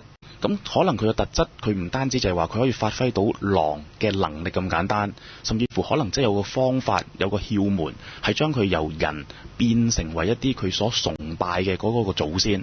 即係所以變咗呢一個其實有兩個方向可以發展到，睇下你視乎你當佢真係一個病態啊，定係有跡可尋，因為佢本身佢嘅祖先就係嗰種動物啊嘛。唔係，但係我想即係提一個問題就係，究竟我哋有冇個案，有人親眼目睹有個人突然間喺某一個時間會變形，變咗一隻類似動物嘅物體出嚟咧？暫時咧，如果你台長呢個問題，暫時你講呢就電影有好多，真實就好難講。因為點解咧？呢個其實就唔係你講嗰個咧，就我諗咧，就幾乎係冇嘅。即係你話，因為硬兜兜，如果你咁樣可以影到嘅，唔係你影咁樣見到嘅話咧，你都可以到今時今日你可以影到添，即係將佢留低咗記錄，咁就已經大家唔需要爭拗啦嚇。係啦，嗰個嘢係。咁但係其實最主要咧，即係除咗頭先學過所講嗰個咧，即係其實嗰個咧就係從一個叫物理學啊，或者心理學咧，嗰樣嘢咧嚟去睇佢嗰個叫有一種出現嗰個叫物化現象。咁但係咧，你喺東方嗰度咧，有好多時咧，其實係用一樣嘢咧嚟睇呢種咁嘅轉化咧，就係用一個叫心學裡面嚟去睇嘅。佢未必真係見到佢係成個形，即係佢嗰個叫成個物質嘅轉變，個氣質轉變。係啦，你睇，因為咧，其實喺東方裡面嚟講咧，所有嗰啲動物啊，譬如佢話你似一隻牛，你似一隻老虎咧，其實就係你個性嘅。你個性係似嗰個格。咁呢個性咧裏面咧就係相當之抽象嘅嘢，就唔係關乎呢個叫物質上嘅嗰樣嘢，就係話你成個形都係成隻馬騮啊，即係咁樣樣。係佢可以喺你嗰個心中，我睇到一隻猴子喺你嘅生嘅裏面。咁而佢睇嗰個係乜嘢？就係嗰個性，即係性命個性。你個格係有個猴嘅個格，你嗰個命咧裏面咧係有佢嗰條命。即係有嗰種命格，咁從呢種嘅角度嚟睇咧，咁佢有好多一啲，即係從東方嘅嗰個氣，呢個係同一個叫氣學嗰樣嘢嚟講啦，就會睇到咧，你係點樣變到一隻會變成一隻鷹，會變成咗一個動物，咁佢咧就會唔會真係好似咧，即係電影咁樣咧？就你瞬間變化。邊隻狼咧？你未必會見到佢咁樣樣，但係你見到佢嘅行為或者定個動態咧係人嘅動態，但係咧就有嗰種狼嘅嗰種速度，或者突然鷹嘅時候，咁就飛咗上去，即係會有呢種情況咧出現咧，就有提及過嘅。不過嗱，我即係呢個就會有一個叫幾明顯嘅東方同西方去研究呢樣嘢嘅睇到嘅分別。呢個咧咁樣嗱，我哋學打功夫咧要即係嗰啲執龍爪手啊，五禽戲啊，咪類型啊，即係好學雙形拳啊，即係打出嚟。呢個唔多唔少，我哋自己有啲即係比較接近農村嗰啲有呢種咁嘅催眠嘅狀態嘅，即係會變入嗰種型嘅，入嗰種格。螳螂拳啊，係啦。但係咧，我諗喺現實上咧，事實上都見到啲人咧，係真係會似一隻動物。係啦，呢個咧，嗱呢個催眠嚟㗎。我諗我同你都見過呢啲人嘅，見過。即係我哋有隻格，即係或者你真係你唔好講到咁誇張就話，就好似有多一例啦，譬如貓咁樣。係有啲人個性格即係有嘅，即係慢慢會變。或者有啲老人家咧，你會覺得佢真係好慈祥老人家咧，佢覺得佢個樣似隻羊咁樣嘅，係啊，即係尤其是仲要佢留埋啲羊咩鬚，咁開始佢嘅眼咧慢慢就翹起咗咁樣，所以我覺得其實就好似阿紀陶先所講話齋，就係佢可能咁多年，舉例佢假設佢係可能佢係屬羊，或者佢對羊啲動物有好感，佢可能咧就覺得就係我哋兩個之間係有啲關聯，咁慢慢之間咧，佢真係佢個外形同埋心態上咧都有轉變嘅。佢未必係意識上。即係其實呢個咧，我覺得佢就係對應翻上一輯咧講弗洛伊德嗰陣時候咧，就呢個社會性裏面嚟去講咧，當弗洛伊德佢呢個嘅論點咧，佢其實提出咗好多論點出嚟咧，其實係非常之有用嘅，將好多人嘅心理咧就係具體化咗出嚟。咁但喺東方咧就冇用呢種咁嘅方式咧嚟研究，但係咧佢哋咧都會係喺度會喺度咧就認同一樣嘢咧，就係話。每一個人啊，佢嗰個叫本性嘅。當你去揾一個本性嘅時候咧，去到最深嘅時間咧，個本性咧都唔係一個叫人嘅即係本性就唔係人嚟㗎啦，係動物性嚟嘅。但係頭先你講嗰啲，我又覺得唔止係呢樣嘢啦，因為我見到啲人咧，連嗰啲動靜啊，即係唔係話佢特登好似打功夫模仿鷹爪啊，但係而係佢真係有啲。唔係你唔自覺嘅行為咧，似一隻動物。呢個咪就係叫本性咯。就係佢當佢咧當佢放下咗嗰個。你有冇識得人似豬啊？梗係識啦，我都係啦。唔係，其實咧，我係箭豬嚟噶嘛。係啦，唔係。不過話紀陶你用嗱本性呢個字咧，就如果係好專業喺弗洛伊德嘅心理學嘅系統裏面咧，就冇呢個字。係啦，反而唔係即係唔同嘅。係啦，唔同嘅。同西方講嘅本性係唔同。因為如果用到你嗰個嘅即係最真實嘅個性啦，就咁講啊，呢啲或者我哋個人格咧，其實弗洛伊德嗰個嘅版本有3個，佢哋就做大家都識嘅咧，應該就係 I、ego 咪 super ego， 即係本我、自我同埋超我。咁其實 exactly 咧就係呢個你呢個舉例得好好，就係當響東方裏面嚟講咧，佢講呢個叫性同埋本性嗰時候咧，就係將我嗰樣嘢已經掉走咗。係啦，咁啊，所以咧就有呢個個 ego 明顯嘅分別。係啊，咁我都簡單解釋下咩叫 I， 咩叫 ego， 咩叫 super ego 咧。其實個本我就係 I， 即係就係頭先所講，就係應該係用人格就唔係用本性先，因為我可能有啲聽眾會迷惑咗，就係喺呢一個心理學當中，呢一個人格嘅最基礎咧就係本我。呢個咧其實喺邊度開始咧？你睇下你信唔信啊？弗洛伊德講啊，弗洛伊德講就係話應該就係出生嗰刻先有。但係咧，有啲人就會講話未必，其實可能就係胎兒慢慢成形已經有。所以點解就係胎教咁有用就咁解啦。OK， 係一個由出生嗰刻已經有，就係我哋一種最原始嘅需要。係，好似我肚餓就要喊，媽咪我要食奶，或者我唔開心就喊，或者點樣？呢個係最原始嘅一種嘅動作。慢慢去到有自我，即係 ego。點解就係我哋而家唔係話你一肚餓或者你想去廁所就可以去到㗎嘛。個生存方面咧，要諗多少少啦。即係譬如話你見到前面有嘢食。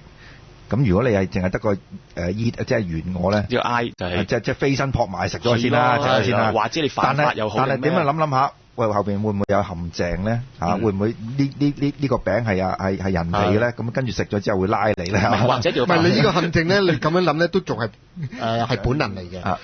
你跟住講話。咁如果佢咁樣佢有個陷阱喺度，我未死緊。如果依隻動物咧咁樣諗，我未死緊咧，呢個就係佢嘅 I 啦。係啦，但係個重點就係話佢就算肚餓，都唔係即刻要食噶嘛，佢可以有選擇噶嘛。delay 去到呢個 ego 呢個位就係話，即係話，但係佢唔會儲埋啊嘛，儲埋咧就係儲埋㗎，會㗎，即係去到。因為如果佢個角度咧，就你儲得多有病嘅會，即係你太多嘅慾望咧。唔係我話動物啊。動物都有病，同埋唔係動物唔會係儲埋嘅。佢食完咗之後嗰時咧就係即係我第二個唔係第二個走去食啦，俾第二啲動物咧就走去食。唔係都未必嘅，好似有啲雀仔嘅媽咪係唔會自己食晒俾仔女食噶嘛。呢個就係佢個 ego。呢個就係雀咧一個最大嘅分別啦。就佢開始咧個 I 嘅形成嘅。就係你會睇到出嚟。咪所以變咗就係話佢要平衡 I。因為 ego 就靠到 super ego 啦。呢個咧其實你咁樣咧引起即係如果一直咧即係我覺得係好難講，但係咧就即係都掂到嘅嗰樣嘢就係喺意識裏面嚟講咧，你意識咧去到一個譬如我哋而家研究心理學啊嗰時候咧，即係意識咧去到潛意識之裏面咧，仲有冇更深層次嘅嗰種意識嘅咧？係有嘅，東方就話有嘅，西方都話有嘅。佢更加去講到咧，當你掉走咗意嘅時候咧，係仲有色喺度嚟。係啊，呢個係最關鍵。如果你從弗洛伊德嗰個角度睇咧，就係你最大嘅 energy 啊。其實 driving force 就喺呢個原我度嘛。係，即係點解人狼呢啲會咁大嘅咩咧？就係因為放低咗你嗰個平時嘅包袱社會嘅人格，你自己嘅控制嘅時候咧，你釋放到嗰種能量出嚟咧，你就好似一隻動物嗰種咁嘅能量。係啊，頭先我哋講到嗰度咧，就有一個咧就話，即係真正嘅個案啦，我哋只係攞到呢個啦。係。咁但係有另外一啲咧，即係側面嘅個案比較隱晦啲嘅咧，其實都可以講講。就點樣咧？有啲人即係譬如聲稱被人狼襲擊咗，咬過。嗰隻動物咧就俾人射傷咗，跟住咧第二日見到個人同一個傷口，係啦，咁呢個咧就係話，即係佢係咪當其時就辨證到啊？變咗咧，咁就有呢啲咁嘅相關嘅，同樣都係揾到係嗰粒子彈咯。係啦，咁但係你話即係頭先我哋講過啦，即係你話真係見到佢變形嗰個咧，就比較難啲。係，其實嗱講真而家我哋所認識嘅人狼，即係我哋如果太過靠電影或者啲文藝創作當中咧，就一定會講就係話佢喺月圓之夜先至會突然間對住個圓嘅月亮喺度狂叫咁樣，呢個好清晰嘅形象嚟嘅。但係如果我哋認真去諗就係話，即係其實理論上，如果佢係一個返祖現象，或者甚至乎佢個可能身體上改變，其實唔需要透過月亮都可以達成噶嘛。呢個唔係佢控制到嘅。呢個最主要，其實最主要人狼嗰個傳說咧，點解會月圓之夜咧？佢會變咧？就係好或多或少咧，就係講俾你聽咧。其實係人狼成個呢種咁嘅狼呢種咁嘅生物咧，係同月光係好有關係嘅。咁而且咧，咁佢咧就係喺個叫月亮嘅嗰個叫陰晴圓缺嗰個咧，就影響到嗰種佢即係好似等於人嘅嗰個血液咧，亦都好受個月亮嘅影響噶嘛。唔單止血液咁簡單添，係啦，你成個 biorhythm 成個身體裏面嘅細胞啊，都係因為咧，即係嗰個喺個月，即係喺個月亮嘅嗰個引力嗰度咧嚟做出咗個轉變。喂，但係 so far 我哋記憶之中係咪應該係人狼啊，只係出現喺男性身上嘅？唔係，女性都有。Michelle Pfeiffer 咪就係咯，嗰啲戲嚟嘅大哥。係咪？女人狼係有嘅，我頭先都係即係講笑咧。但係咧響女人狼響歷史嗰度咧，都係講女人狼係有嘅。即係最慘就係我哋而家討論緊一啲咧係冇一個好 black and white 嘅喺歷史當中有啲醫學或者係一啲法律上嘅個案，去即係話甚至乎我未見過啲遺體去證實呢隻叫人狼咁樣。係，即係一個留低一個即係成個即係死嘅時候咧，成個狼樣係啦，即係都冇嘅。咁但係咧就即係你只能夠留低好多，尤其是而家咧就點解會咁多人提及咧？就越嚟越多人即係同吸血僵屍係一樣嘅，好多啲人咧係佢哋嘅意識咧係相信自己係嗰族群。而係有轉變，而心理上嘅轉變咧，就而家係真係都非常之多。唔係，其實呢一個咧係會奇怪嘅。如果用心理學嘅，或者甚至乎係變態心理學當中去講咧，係唔合理添嘅。因為點解咧？我哋而家喺都市化咗嘅人類，有幾可以接觸到狼呢種動物咧？你話調翻轉係貓化或者犬化係合理喎，因為我哋經常會同呢啲嘅動物近距離接觸啊嘛。就係我哋如果我哋假設其中有一個原因，點解我哋會妄想自己變成呢一隻動物？我哋首先同佢有接觸先嘅。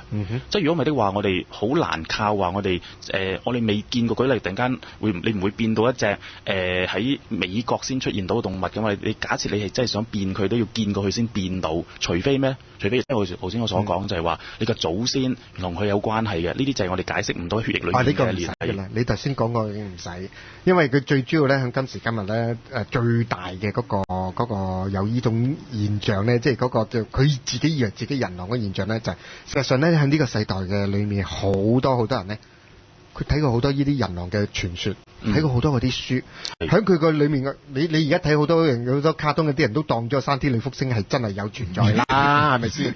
唐老鴨都有啦，係啊，即係咧佢哋喺嗰個咧，而家呢個咧好多虛擬嘅世界或者創作嘅世界裏面咧，佢都係叫信以為真，而係呢個佢喺佢意識上面咧，呢種變成一種叫信念啊，係呢種信念嘅嗰種影響力咧，其實就係反而嗰個最關鍵。但係講真喎。我哋諗好少人真係見過隻狼，咪就係咯。係啊，所以如果真係話嗱，其實我哋而家如果新發現可能近呢幾十年嘅 case 咧，你講過如果冇見過，而你咁樣學咧，講叫模仿嘅，嗰種叫實質模仿嘅。咁而家佢基本上咧，你會睇到咧，吸血鬼啊更加冇人真係認真見過個吸血鬼咧。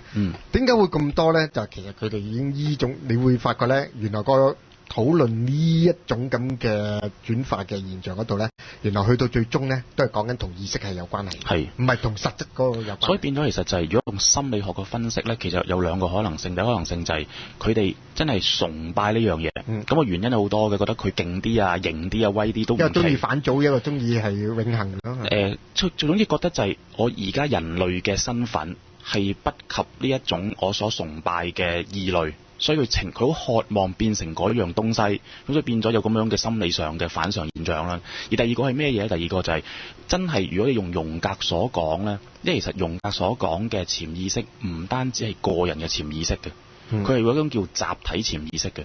而呢個集體潛意識當中咧，係一個嘅 package 嚟嘅。啲咩意思就係話，唔單止當你出生之後先至會有呢樣嘢，甚至唔單止喺你胎兒成形之後先有呢樣嘢，可能其實你個祖先遺留咗好多意識俾你，而呢一個呢，可能舉例就係我雖然喺個都市化社會當中我未見過狼，但係可能我祖先見過狼，咁就已經足夠㗎啦，已經係可以令到佢一路可以有一個記憶傳落嚟啊嘛，即係你有好多嘢你係唔單止記你呢一生呢一世嘅嘢，係你爸爸媽媽，你個阿爺阿嫲，跟住佢哋嘅之前嘅祖先，都可以跟住累積有信息擺咗喺你個記憶度。呢樣嘢咧，我自己有少少感覺嘅。有啲嘢咧，我係似乎記到，但係唔可能喺我呢一生度，即係發生過嘅，所以變咗有多人就會覺得其實，但係我頭先講嗰啲唔係好具體嘅事情嚟嘅，一啲即係好 general 啊，或者好一啲符號嚟咯。所以變咗而家就係東方主義喺西方興起之後咧，好多人都重新檢視榮格所講嘅集體潛意識呢一個咁嘅名詞，會唔會牽涉到輪迴啊？甚至乎好似台長所講，就係話一啲超自然現象當中，會其實都可以重新用呢一個叫集體潛意識嚟解讀。如果你用呢樣去睇咧，會唔會話其實如果你祖先係隻狼，咁你就係發展到21世紀呢個都市入邊，你有一日都可能即係你自己個意識入邊變咗隻狼出嚟咧。嗱，呢個有可能，但係問題就係暫時如果你追從心理學當中，尤其是變態心理學個 part 裏面咧，佢都會歸你當係呢個變狼嘅妄想症嘅，妄想嚟咧，佢都仲係當你妄想症嘅啫，即係暫時。即係呢個係 clinical case 嚟嘅，呢個係臨床嘅病。但係咧，我所講就係話喺30年前，我哋睇嗰陣時，應該變態心理學有本 textbook 嘅 case，佢有本書歸納晒所有嗰啲變態心理學嘅。嗰陣時同性戀仲係病態嚟嘅，但係而家已經唔當病態，咁所以變咗我唔知會過多幾十年咧，我渴望自己做一隻狼，去到嗰陣時唔係病態嘅，嗰陣時好正常添㗎啦會。我諗最早會覺得係正常咧，就係會如果你當你自己可以變一隻狼，或者你當你自己可以變到吸血鬼咧，呢個都我諗慢慢都會當係正常。有可能。因為點解咧？因為你如果個群體嘅越多，大家越容易即係響嗰個咧就適應。我哋講嘅就即係人多咧，佢就唔會覺得係心理病㗎啦。呢個就係唔係呢個就係西方心理學咧？唔係多人覺得自己係吸血僵屍咁啊？唔係吸血僵屍，唔係病。呢個係西方心理學嘅嗰個基礎嚟。你要建基於你生活喺乜嘢嘅社群入邊，即係你好似如果係新月嗰班咁啊，如果成班都係咁啊，冇所謂啦，即係唔係有病㗎啦。唔係呢個就係其實唔係你必須要明白啦。呢個就係弗洛伊德佢自己都好清楚講俾你聽就係呢個係一個叫講嘅社會嘅一個現象嚟嘅，係相對嘅。係啊，完全係對嘅。咁而且佢基本上咧，你掂到嗰個，譬如頭先講個叫群族嘅，即係群眾嘅嗰個心理啊，即係呢樣嘢嗰度咧。如果將佢放去即係用東方，因為其實我覺得一直咧叫西方講嘅意識同東方所講嘅識嗰樣嘢係其實有一個好明顯嘅分別嚟。咁而嗰個明顯嘅分別咧，就你説來話長啦。但係咧就簡單嚟講咧，其實東方一講個意字咧，就其實基本上就已經係一個群體嘅一個現象嚟嘅。你如果咧即係變成咗係唔係群體嘅現象咧，嗰叫念啊。呢個就係其實係意同埋念嘅裡面嘅分別。咁呢個其實我想再解釋，不過係咪應該第3節先講，台長？第3節翻嚟講補充。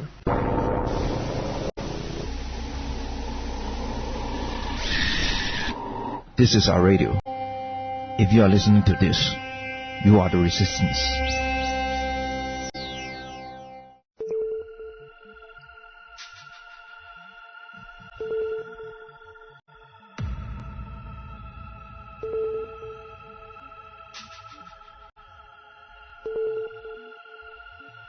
大家好，我係紀圖，登入 www.ourradio.hk 一個屬於我哋嘅電台，我哋係網台嘅新世代，我叫紀圖，大家嗌拗啊！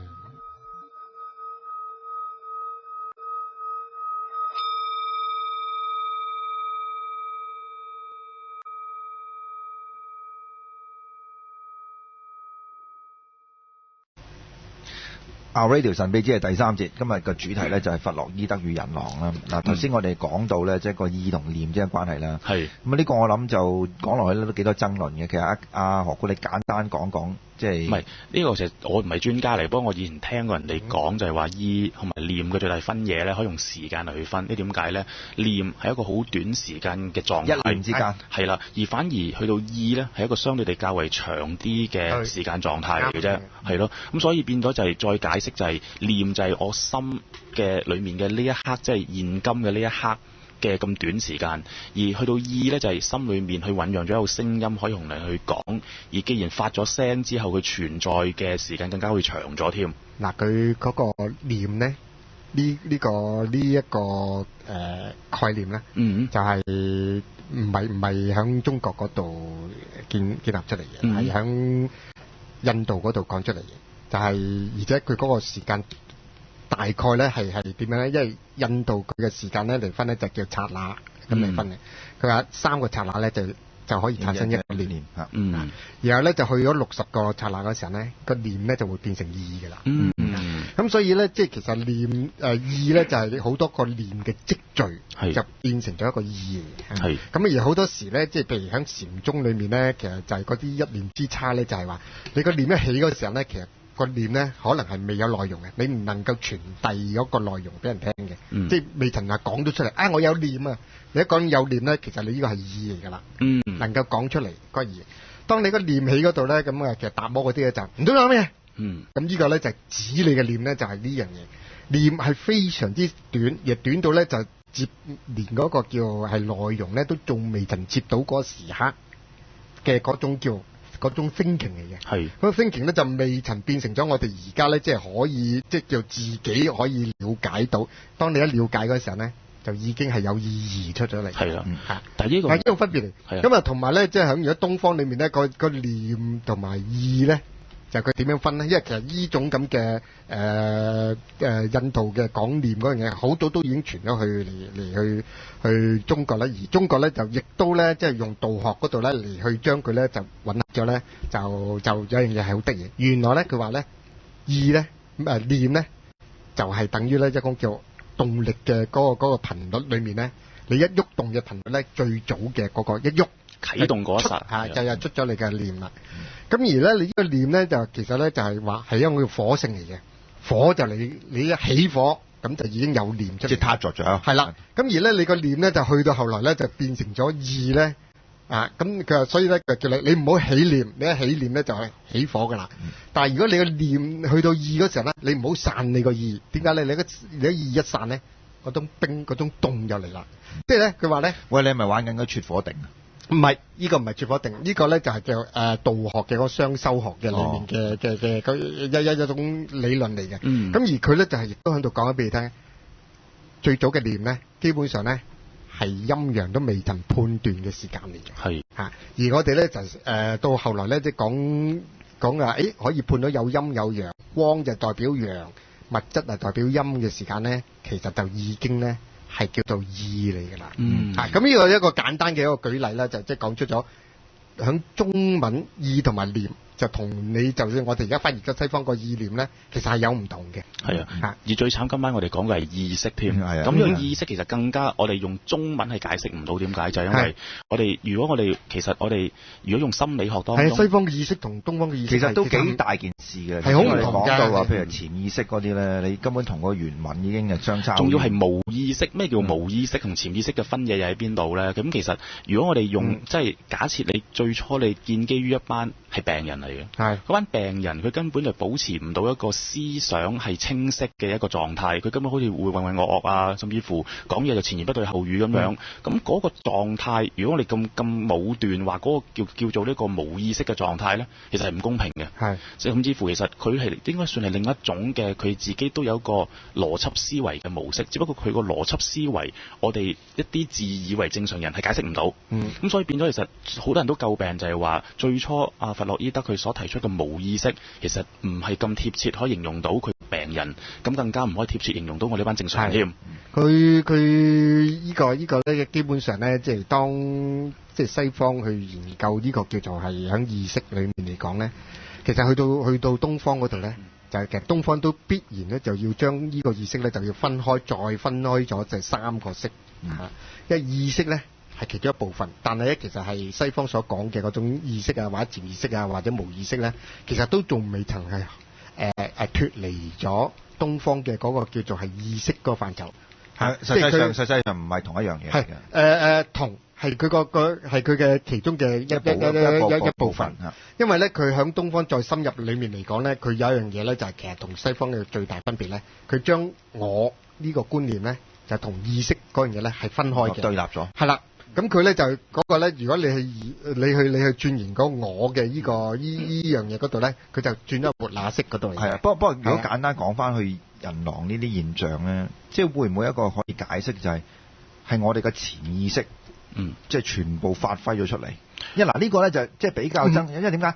佛醫德講就係你幾時顯現到你嗰個即係會睇到你嗰個潛意識活動。當然，儘管啲潛意識呢個 term 唔係好，即係喺心理學識唔係好準確，但係就係其中一個就係我哋嘅夢啊嘛。係。即係我哋嘅夢境入邊就睇到我哋，即係當我哋呢個意識嘅守門人瞓咗覺嘅時候，即係我哋嗰個潛意識就即係嗰啲象徵啊，或者嗰啲被封鎖咗嘅記憶啊，全部出翻晒。佢喺人狼嗰現象裏面嚟講咧，應該咧就用嗰個即係嗰個講法去正確啲咧，就同阿台長你頭先講有少少分別。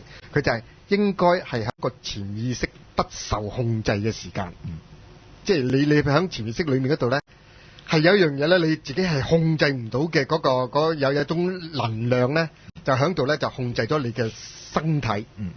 係啦。呢個法術咁呢種咧就即係來於咧喺你嘅意識之外嘅嗰樣嘢，係咪就喺潛意識嗰度咧？而家其實係一個問題嚟㗎。唔係應該兩個階段。佢喺控制身體之前，控制咗個思想先。嗱，所謂控制咧，就係我哋係可以控制㗎嘛。但係咧，而家咧呢個咧即係話有一樣嘢係唔屬於我呢個範疇，而係佢係可以控制你嘅身體。而係喺個嘅月圓之夜嗰時候咧，佢令到你嗰個身體開始異變。開始長毛啦，即係又有啲爪啊變長啦，有呢種咁嘅即係改變你嘅身體嘅物化轉變嘅呢種咁嘅力量，而係唔係屬於你自己嘅意志嘅。就係咁樣樣啊嘛。但係咧，我成日都會問一個問題就係嗱，我覺得可能係因為我哋睇得太多電影，所以形象覺得係佢突然間一瞬間就長毛，有指甲長咁樣。假設本身係一個外籍嘅人士，本身都已經成身冇啦，本身佢又唔中意剪指甲㗎啦已經，所以已經好似啲爪咁樣嘅指甲咁長添㗎啦已經，甚至乎佢又唔剃鬚，頭髮又唔剪咁樣，只不過就去到月圓嗰一刻，佢精神你見到佢，假設係啦，假設佢就仲處於一個精神唔係咁穩定嘅狀態，喺度嘶叫，甚至乎可能佢剝晒衫褲、剝晒鞋咁情況，咁你覺得佢哇真係好似一隻狼咁樣喎？即係嗱，我成日都去到一個位就係。佢改變佢嘅精神狀態咧係容易嘅，即係去到突然間要瞬間啲身體機能點樣去轉化，又要生毛，有指甲要長咁樣，佢即刻大量流失鋪田㗎咯，變咗真係蛋白質㗎咯喎。佢呢一個咧，即係基本上咧，即係而家冇咩好多即係專門去研究嘅嗰啲文獻咧，可以俾我哋做一個叫基礎啊。根基啊，咁但係咧，即係如果你從嗰個去揾一個方向咧，其實頭先我哋都掂到，都掂到一個皮毛嘅就係，我哋點都係咧從意識嗰方面咧去揾，呢個係第一步啦。第二咧就如果你用一個東方嘅嗰個叫神通學裡面嚟講咧，呢個叫物化通。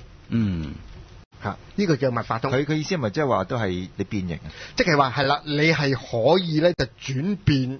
嗰個裏面啲物質，咁啊，但係呢個物化通咧，我哋通常咧，我哋睇個咧去講物化通嗰啲咧，係轉變出邊嘅外界啲物質啫嘛。而呢個咧就改變你自己身體呢個容器喎。咁啊呢個咧即係呢個物化通嗰個範疇咧，就裡面咧其實人狼咧，如果你去研究啊，人狼嘅呢種叫身體嘅嗰種叫物化嘅現象咧。就應該從呢種角度嚟。但係我始終覺得咧，佢一定係喺個意識方面嘅。你話身體係構造，因為你涉及好多嘢，譬如你個消化系統啊，你個排泄系統啊，你唔可以，你唔可以食。狼啊，唔使定咁多嘅，狼都係有消化系統。唔係啊，好多嘢變晒㗎。呢一個其實你問我話，即係消化系統嗰啲都相對地，我唔知會唔會變啦。但係 at least 佢個嘴，甚至乎佢身體骨骼都要真係瞬間要變化咗咧。呢個其實都幾困難㗎喎。唔係嗰個物化嗰樣嘢咧，即係個變化咧，即係係其中一個範疇啦。但係咧就其實咧，即係響嗰啲即係啲人去研究呢個人狼啊，同埋吸血僵屍咧，即係嗰陣時咧，即係上個世紀嘅嗰個英國嗰個靈學會啊，咁佢都提出咗一個論調咧，佢話唔係物質，唔係身體嘅物質嘅嗰樣嘢，你揾佢個身體嘅物質轉變咧，係作為關鍵。最主要嘅關鍵咧就係睇佢嗰啲血啊，血嘅轉變，而係嗰個轉變咧，而係可以令到你嘅身體轉變嘅嗰個關鍵嚟嘅。即係話最早轉變咧，就係應該係佢嗰個血液裡面嘅啲成分咧，嗰種變形嚇。咁而咧就係吸血僵屍咧，就係佢嘅嗰啲血，因為咧點解佢會咁樣提出咧？佢呢個論點咧就同東方裡面咧所講咧，即係話魂咧，我哋嘅靈魂咧，其實就藏喺血液裡面咧。呢個咁嘅講法咧，係大家就相近嘅嚇。咁而最重要咧，即係會令到有呢種咁嘅轉變現象嘅最主要嘅原因咧，就係你嗰個靈魂裡面嘅一種。但係佢呢個都係好物質噶嘛，即係話你西方嗰度嚟講係你都係擺喺一啲你可以觸及嘅，係一啲物質嘅。咁所以係你講得對啊！咁所以佢咧就係響佢哋嗰個研究裏面咧，嗰個靈智會裏面嘅研究咧，佢做到最多嘅分析咧，就係吸血僵屍同埋人狼。點解咧？就因為吸血僵屍同埋人狼咧兩個咧就非常之極端，而係可以變形嘅一個說法嘅有嚇。咁而咧吸血僵屍咧，佢係可以令到佢身體咧就變成咗永遠係保持一個嘅咁嘅原貌，就不變嘅呢種形象。咁但係有啲傳說話佢可以變埋蝙蝠啦嚇。但係佢咧就變成咗永恆，變成咗永生，係佢最緊要嘅一個形態嚟嘅嚇。咁而咧就係人狼咧就最重要咧就係話翻去原始嗰個階段，即係話佢物質咧，佢去到原始嗰度咧，就人狼唔係好長命嘅咋嚇，即係會去到時到後咧，佢會死嘅。但係佢個身體可以隨時 transform，呢個就係佢嘅嗰個能力嘅。咁換言之，其實嗰個係一個即係翻轉頭嘢嚟。係啦，佢會即係你翻去你以前好耐以前你嘅。佢即係簡化嚟講咧，就係吸血僵屍咧，就係一種叫物質嘅最終嘅形態，佢可以叫永遠不變。咁但係咧就係人狼咧就去翻一個最原始嘅狀態咧，就係不斷嘅變化。可能咧佢即係去到，如果佢自己可以控制到掌握到咧，佢可以咧由狼呢個變做豬，或者變做魚，咁佢都得嘅。咁呢個咧就係佢講叫 transform 嘅能力嚟嘅。或者其實我哋用一個比喻就係，其實個新陳代謝或者個生理系統咧，吸血僵屍佢已經停頓晒，就唔再向前啦。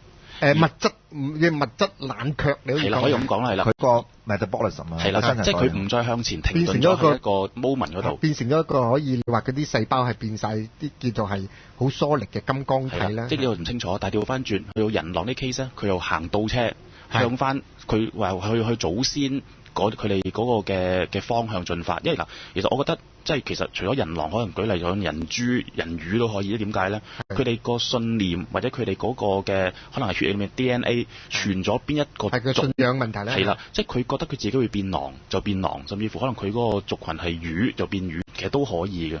即係相對地根本其實我覺得真係佢個信念或者佢嘅意識，甚至乎佢自己所渴望發展嘅方向，咁其實就可以朝嗰個嘅目標進發㗎啦。係你講嘅信仰啱啲啦，唔好講信念。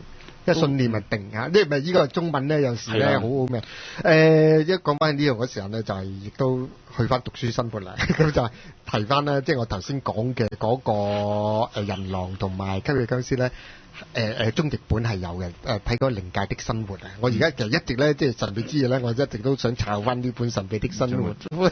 靈性的生活咧，係胡因夢做翻譯嘅嗰個咧，嗰個版本咧，佢裡面咧就係其中有一個好頗長嘅篇幅，就係講呢個現象嘅。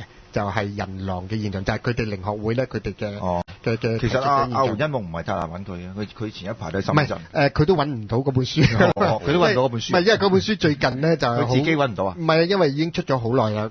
佢應該係70年代出。其實就係我唔知係咪真係絕咗版，但係咧就最近係好多人都揾呢本書但係咧就係話揾唔到，去台灣都揾唔到，就應該係佢嗰個叫新時代出版社嗰個出相當之資料幾詳盡嘅嗰個係嗰本書噶嘛。好，翻嚟頭先我哋講過啦，即係弗洛伊德咧，其實佢自己有一個好著名嘅個案，就專研究呢樣嘢嘅。咁佢手頭著名嘅個案咧，其實好幾個啦，有 N.O. 啦，Little Hans 啦，咁另外一個就 Ratman 啦，即係老鼠人啦。咁仲有呢個人狼呢個咧，其實咧喺當年嚟講都係好轟動嘅。係啊，咁其實呢一個我諗大家讀過心理學嘅一定都會知嘅，其實就係佢當係一種好極端嘅一種叫即係邊緣個案嚟去睇。點解就係話一個好人好者突然間話自己係變咗一個異類咁樣，咁只不過呢一個咧佢講係一隻狼，而我哋嗰段推再遠啲，突然間有個人出嚟話我係一隻曱甴又得，或者一張梳化都可以，只係就人佢唔再當自己係人，當咗係異類。咁呢個咁樣嘅例子，佢呢個 case 係狼咁解。仲要咧，佢唔係一個嘅好即係覺得話應該係啲貧苦大眾啊，受到好多虐待啊啲咩情況。好有錢嘅係啊，貴族俄國貴族嚟嘅。係啦，我哋好多人都會覺得就係話你點解會有病咧？係咪細個俾人哋虐待過啊？甚至乎即係可能出身唔好啊，你飲都食唔好啊。呢邊係一個特曬咁樣嚟。係啦，即係我哋舉例就係話你細個營養唔好，所以你身體較為虛弱啲，甚至乎可能你受過一啲嘅唔開心童年陰影咁樣。咁呢啲多數都覺得就係一定係咁樣，所以變咗有呢啲反常現象。唔係喎，佢係一個貴族，但係佢有啲問題出現咗。舉例咩就係佢喺好短時間之內，佢就係爸爸同埋佢嗰個嘅家姐都分別喺2年之間都係自殺身亡。咁呢個可能係因為佢屋企其實都彌漫住一啲咁沉重嘅呢啲憂鬱嘅氣氛啦。但係更重要就係咧，其實佢係真正開始佢幻想自己或者妄想自己一隻狼咧，其實就係喺佢都患咗一個好重要嘅病咁樣，就係佢18歲，就係佢患咗臨病嘅。咁所以變咗咧，就啲弗洛伊德嗰個 case 就係話，嗱咁啱啦，爸爸家姐2年之內相繼自殺死亡，再加上佢自己患咗呢當時都算係一個幾難醫嘅病，一定有憂鬱啦。發覺唔止喎，真係呢啲。其實再經過佢用夢嘅分析又好，甚至乎佢用一啲其他嗰啲用翻嗰啲咩口腔期嗰啲嚟分析之後，你發覺原來真相大白啦！你4歲嗰陣時曾經同啲狼一齊。有一啲嘅唔係咁愉快嘅經驗咁樣，即係佢搞嗰啲狼啊，俾啲狼咬過，啲狼搞過佢。嗱，佢應該咁講就係其實如果係真正嘅文獻當中咧，就會講就係話，佢喺佢個夢裡面咧，就係佢發覺咧，即係或者佢細個嗰陣時，曾經佢係好驚狼嘅。而佢好驚狼嘅過程，點解會咁驚呢？咁佢當然因為佢喺個貴族裏面，喺一個好大嘅花園，佢一定會養呢啲咁兇猛嘅野獸做一啲保護㗎啦。咁佢就唔知道佢咩情況之下係佢真係無意之間喺度玩花園，跑嚟跑去，咁撞咗隻狼，俾佢吠咗兩嘢，好驚。喺俄羅斯係都有好多。係啦，定係話本身因為佢屋企人，佢可能舉例就你驚狼啊？冇搞錯，男仔嚟喎你。更加逼你要去面對啲狼咁樣，咁所以變咗咧，佢細個由4歲至8歲之間呢幾年咧，佢係對狼有一種既恐懼，但係覺得我又要同佢接觸嘅一啲嘅經驗咁樣。咁呢啲其實算係一種強迫症啦，真係。如果用一個嘅術語，呢個叫強迫症嚟嘅，佢又驚又要同佢一齊咁嘅情況。咁呢一種嘅狀況咧，去到8歲之後咧就冇咗咯。咁點解咧？咁冇咗對症，因為佢啲父母都已經死晒，細個照顧佢嘅嗰啲嘅僕人又提出唔到一啲較為具體嘅證供咁樣。但弗洛伊德都會講就係話，啱啦，嗱4歲至8歲啊嘛。頭先所講，如果呢一個係算係咩期嗰陣時咧，應該就啱啱就係開始呢一個嘅性器期，同埋呢一個潛伏期嗰陣時啦。即係變咗就係話，佢得唔到呢一個嘅性嘅滿足嘅原因之一，就係因為嗰陣時佢覺得有個更加強大，佢覺得勁過佢嘅對象就係狼啦。即係嗰陣時，即係個狼取代咗佢父母啦。係啦，甚至乎就係佢覺得可能佢見到狼會有性興奮添㗎咯，已經。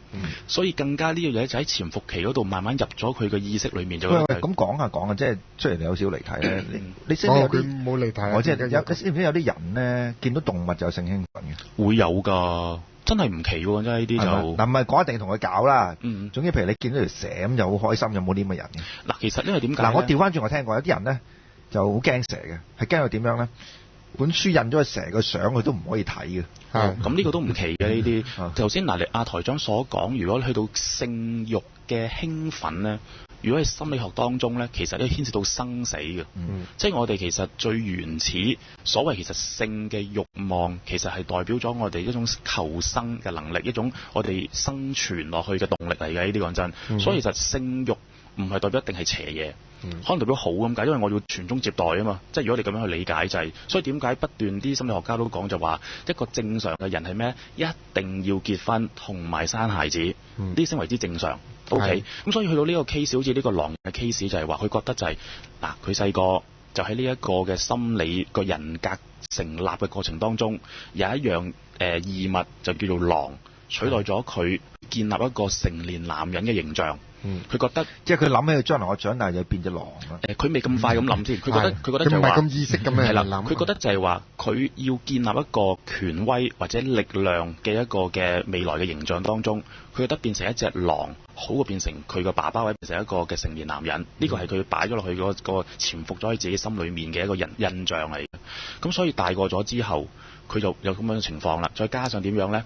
阿爸又死，家姐又死，自己又患咗病，更加覺得就係話佢需要一個好強大嘅形象或者好強大嘅推動力，令到自己可以生活落去。如果唔係的話呢，其實佢個 case 呢相對地算幸運嘅。點解？你又患病，阿爸阿家姐又死，多數最簡單方法就係我都死埋去啦。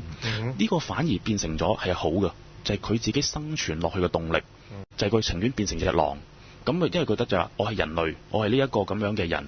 我係冇能力去生活落去㗎啦，反而我靠住狼嘅力量，靠住狼嘅形象，可以幫我渡過咗呢一關。咁所以變咗，其實佢唔會覺得佢話呢一個 case 呢個係絕對負面。咁後尾呢個 case 呢，其實經過咗一段好長嘅時間呢，就佢應該係4年半左右嘅時間呢，因為佢可能有錢啦，所以弗洛伊德嘅不斷醫佢4年半。佢係咪4年喺嗰度坐喺瞓喺嗰張床度俾佢？梗係唔係啦，佢係冇離開過自己家園㗎，係弗洛伊德應召咁樣，佢每次定期過去佢嗰個嘅。咁一定好有錢。唔係喎，但係佢咪而家以頭先咁樣結婚咧，你佢唔係見到狼係令到佢產生咗興奮啊，佢係當咗自己係一隻狼喎，佢唔係一個對象喎。嗱，其實嗰個有分別喎。嗱，其實因為呢一個嗱，你問我就係我冇好清晰睇晒佢啲4年幾嘅診斷報告，係即係好籠統咁樣，佢用咗一啲 point form 嚟去記錄低成個病情嘅發展啦。即係佢其實中間有好多最初咧，其實啲醫生好多名醫都醫過，因為佢係有錢人啊嘛。咁所以變咗其實最初當佢係一種嘅狂躁症又試過，當係一種憂鬱症又試過咁嘅情況。但係到弗洛伊德個 case 咁樣就係話，佢係冇錯，佢有歇斯底里嘅呢種症狀。但係佢歇斯底里嘅原因同埋佢呢一個嘅佢當咗自己係狼嘅情況之下呢，反而就係佢可以生活落去嘅原因。OK， 咁當然其實都係病態嚟嘅。而佢呢經過4年半嘅呢個醫療，咁啊弗洛伊德就評估就係話啊，佢都開始康復啦已經。咁但係點解要咁快放佢走呢？因為好快就一次大戰就爆發啦。咁佢翻返去自己嘅老家嗰度啦。而佢呢跟住佢仲點樣正常法呢？嗱，呢叫正常嘅意思，佢娶咗太太。OK， 咁我唔知佢娶過咩太太啦。據聞應該唔係貴族嚟嘅，而佢竟然仲可以完成到一個法律嘅學位，係啦。咁所以變咗就話，喂，更加係正常啦。嗱，你可以有一個嘅老婆。咁甚至乎你可以喺學校裏面讀到書，完成到個學業咁樣呢啲，咁所以變咗其實佢而家個 case 就係話好犀利啊，弗洛伊德，哇！你醫好咗一個大家嗰陣時群醫都束手無策嘅一個嘅狼人，用個咩方法咧？你唔係好似以前有話要綁住佢又剩嗰啲嘅嘢，你真係可能靠用一啲嘅輔導，甚至乎佢應該冇用催眠添嘅，就用傾偈嘅啫。咁當然佢嘅傾偈當中算唔算催眠我唔知啊，即係用一啲唔係用到又唔需要開佢個腦，又唔需要剩嗰啲嘅嘢，可以醫好到呢一個病人，所以變咗佢呢個好犀利嘅啦已經。我諗佢細個嗰時咧，喂台長，我知道佢見到咩嘢啦，佢唔係應該唔係見到狼嚇親啊，佢應該見到一隻羊啊。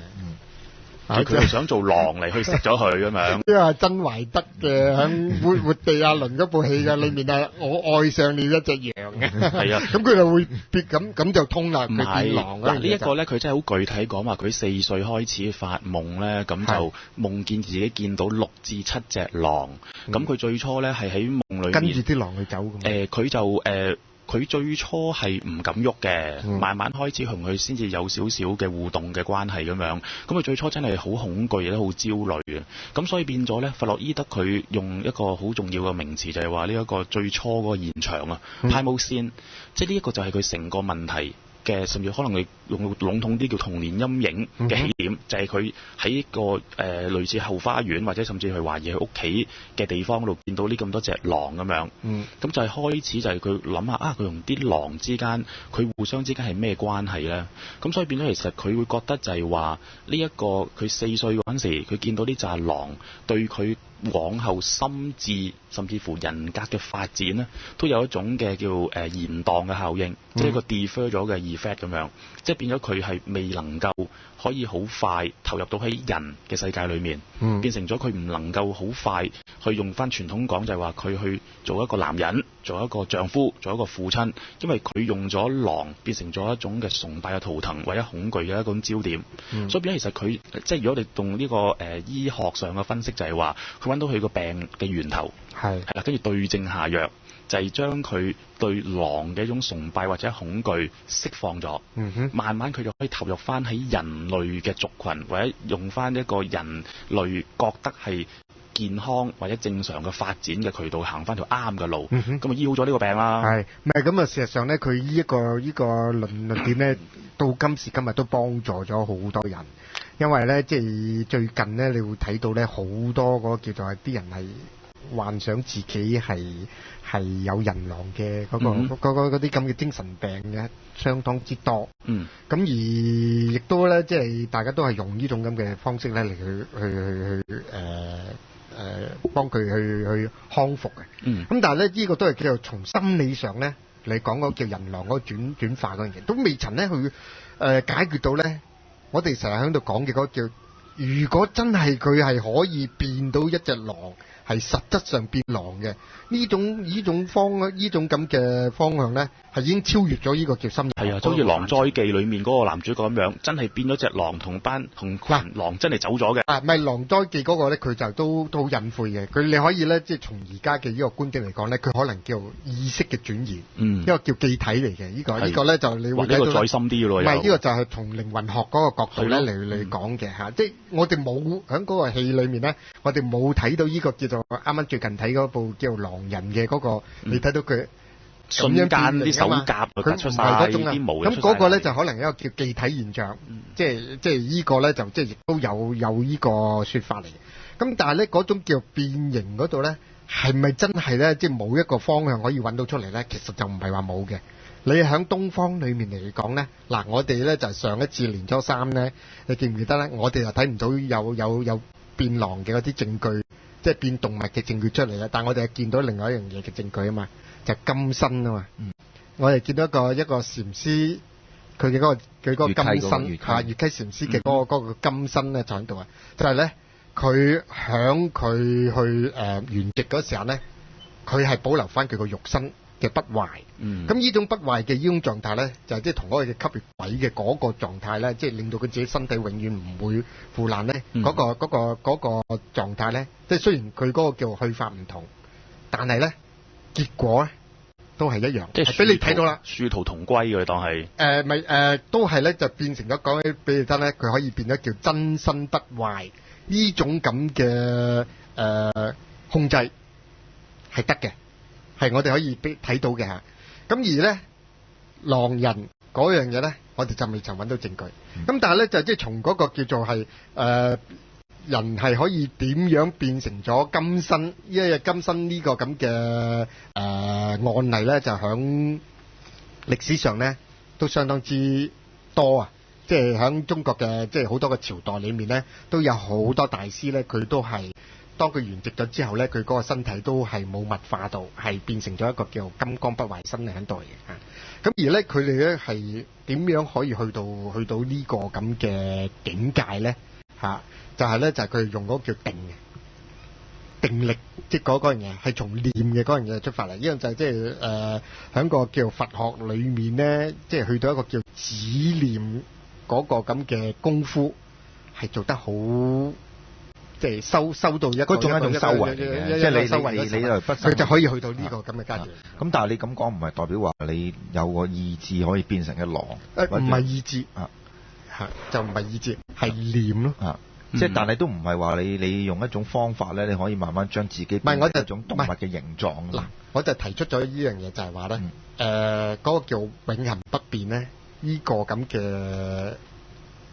實驗咧，你可以睇到係出到嚟。但係咧，嗰叫 transform， 能夠你自己控制到嗰個轉變嗰樣嘢咧，我哋而家都未曾揾到一個好確實嘅證據。睇成個現象咧，我反而我唔即係我正如一路所講啦，我唔相信一個生物學嘅現象嚟。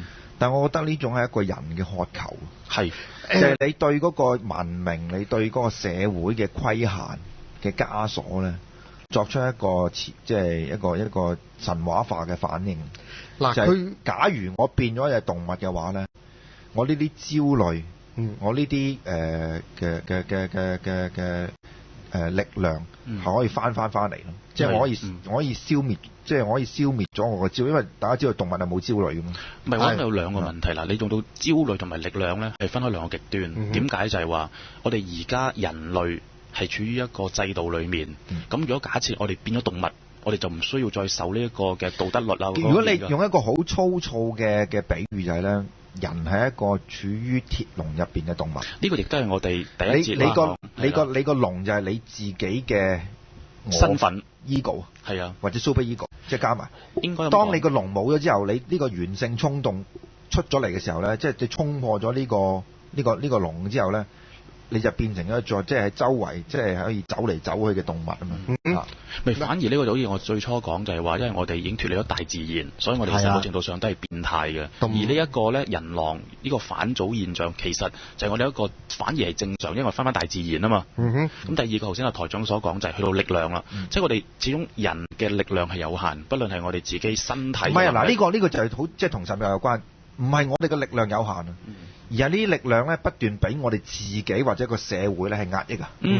呢個就係你變狼嘅意思，就係你將呢種力量呢個力量釋放出嚟啊嘛。所以好多人狼嘅傳說啊，或者電影啊，或者文學都講一樣嘢，就係佢變咗狼之後，佢力大無窮，佢可以即係做好多人做唔到嘅嘢啊嘛。其實佢呢個象徵就係咁解，就話其實呢個係深藏於我哋好多嘅原始嘅信念，就係一旦我哋變成咗動物之後咧，我哋釋放咗能量出嚟咧，我哋比人更加強。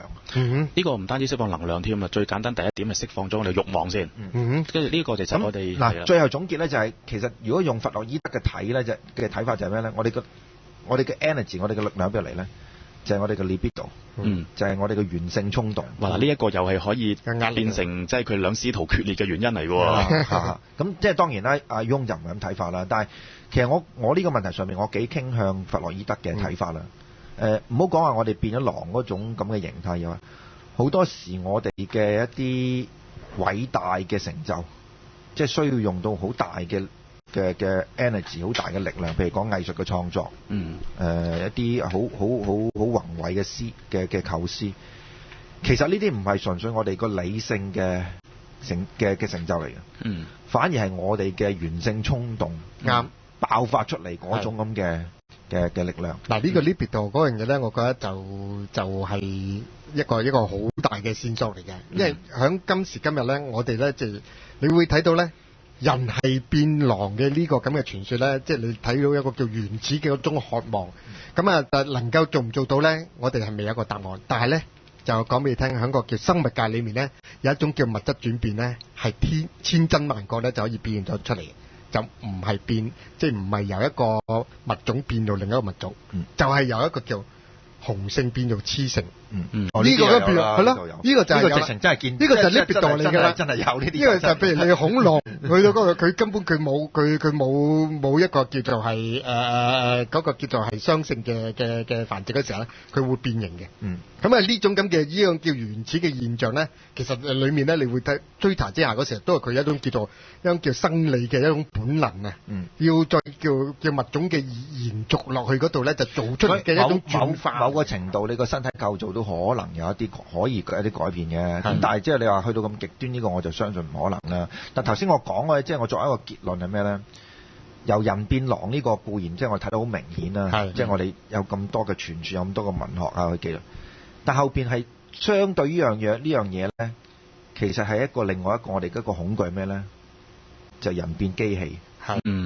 呢個係喺人狼後邊呢個信入邊咧，我諗係一個對照嚟嘅。人變機器咧，鐵男㗎咯，唔係，你係變咗死物啊！係，即係你變咗一堆一個直情係一個鐘或者一個即係發條機器咁。唔係，其實老實實啦，如果你講個叫吸血鬼嗰個咧，都開始係變成咗死物嚟嘅。咁但係咧，我覺得咧，即係雖然咧，我哋而家講咧都話人變狼咧，呢樣嘢都仲未揾到一個好確實嘅證據出嚟，但係我反而覺得係指日可待。點解咧？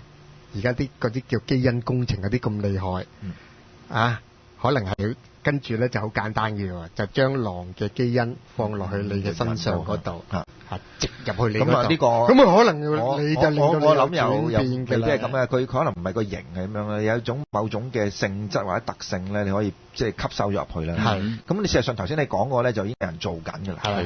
不過就好調皮咧，點樣咧？就係佢做一隻套出嚟咧，夜晚又發光。係。成功咗啲啊！見到啊，好多人驚。你覺得人嘅嗰個係土得意啲，呢啲好主觀嘅呢啲。係啊，因為夜晚你見到佢直情好似嗰啲咩，係咯，嗰啲 pastel 嗰啲咁樣咧。你斯曼先見嗰啲，係啦，直情係嗰種啊嘛。係有個好調皮嘅生物家，真係整咗隻咁用調皮。係，亦都見到我傾向話幾圖都幾恐怖。亦都你見到有一隻老鼠咧，咪就將個人嘅耳仔咧，咪植咗落隻老鼠嘅背脊嗰度咧。呢個係見過。係啦，等佢咧就整好咗隻耳仔之後咧，就即係你甩隻俾你甩咗耳仔，咁同你可以整咗隻耳仔冚翻就咁，但係嗰隻耳仔原本就喺個老鼠個背脊嗰度生。呢個基因嘅工程咧，就係就相當之即係令到嗰個物種嘅轉變咧。其實你講開呢樣嘢就同人狼個關係唔係咁大啦，好間接啦。我有一個預測啊，呢個預測當然唔係一定100%準確啦，而係即係都幾即係可以感覺到啦，就係喺我哋有生之年咧，我哋會見到有人嘗試或者做到長生不老。你點定性長生不老先？即係話你不斷去嗰個身體去 renew 咯。嗱，唔係等於你個意識啊，即係你個身體係可以慢慢即係靠一啲藥物或者一啲工程咧，或者轉移咧呢啲物質，或者去令到佢嗰個衰老嘅現象咧減慢，係終止。即係頭先你講減慢，甚至去到或者替換咯，替換。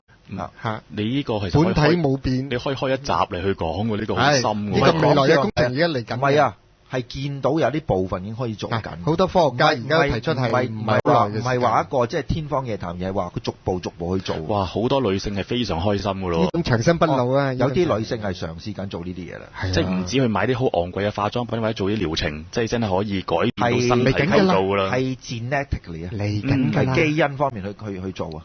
咁呢個係一個你話可以話頭先好似類似嗰隻兔仔咁樣，或者嗰隻老鼠上面背脊嗰隻耳仔係咁恐怖啊？定係還是係一個美麗嘅 New World 咧，美麗新世界咧？咁我哋就將來再探討啦。指日可待嘅，我哋下個禮拜再見。好，拜拜。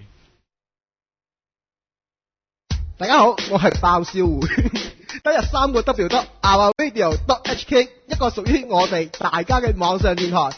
我哋係網台新世代。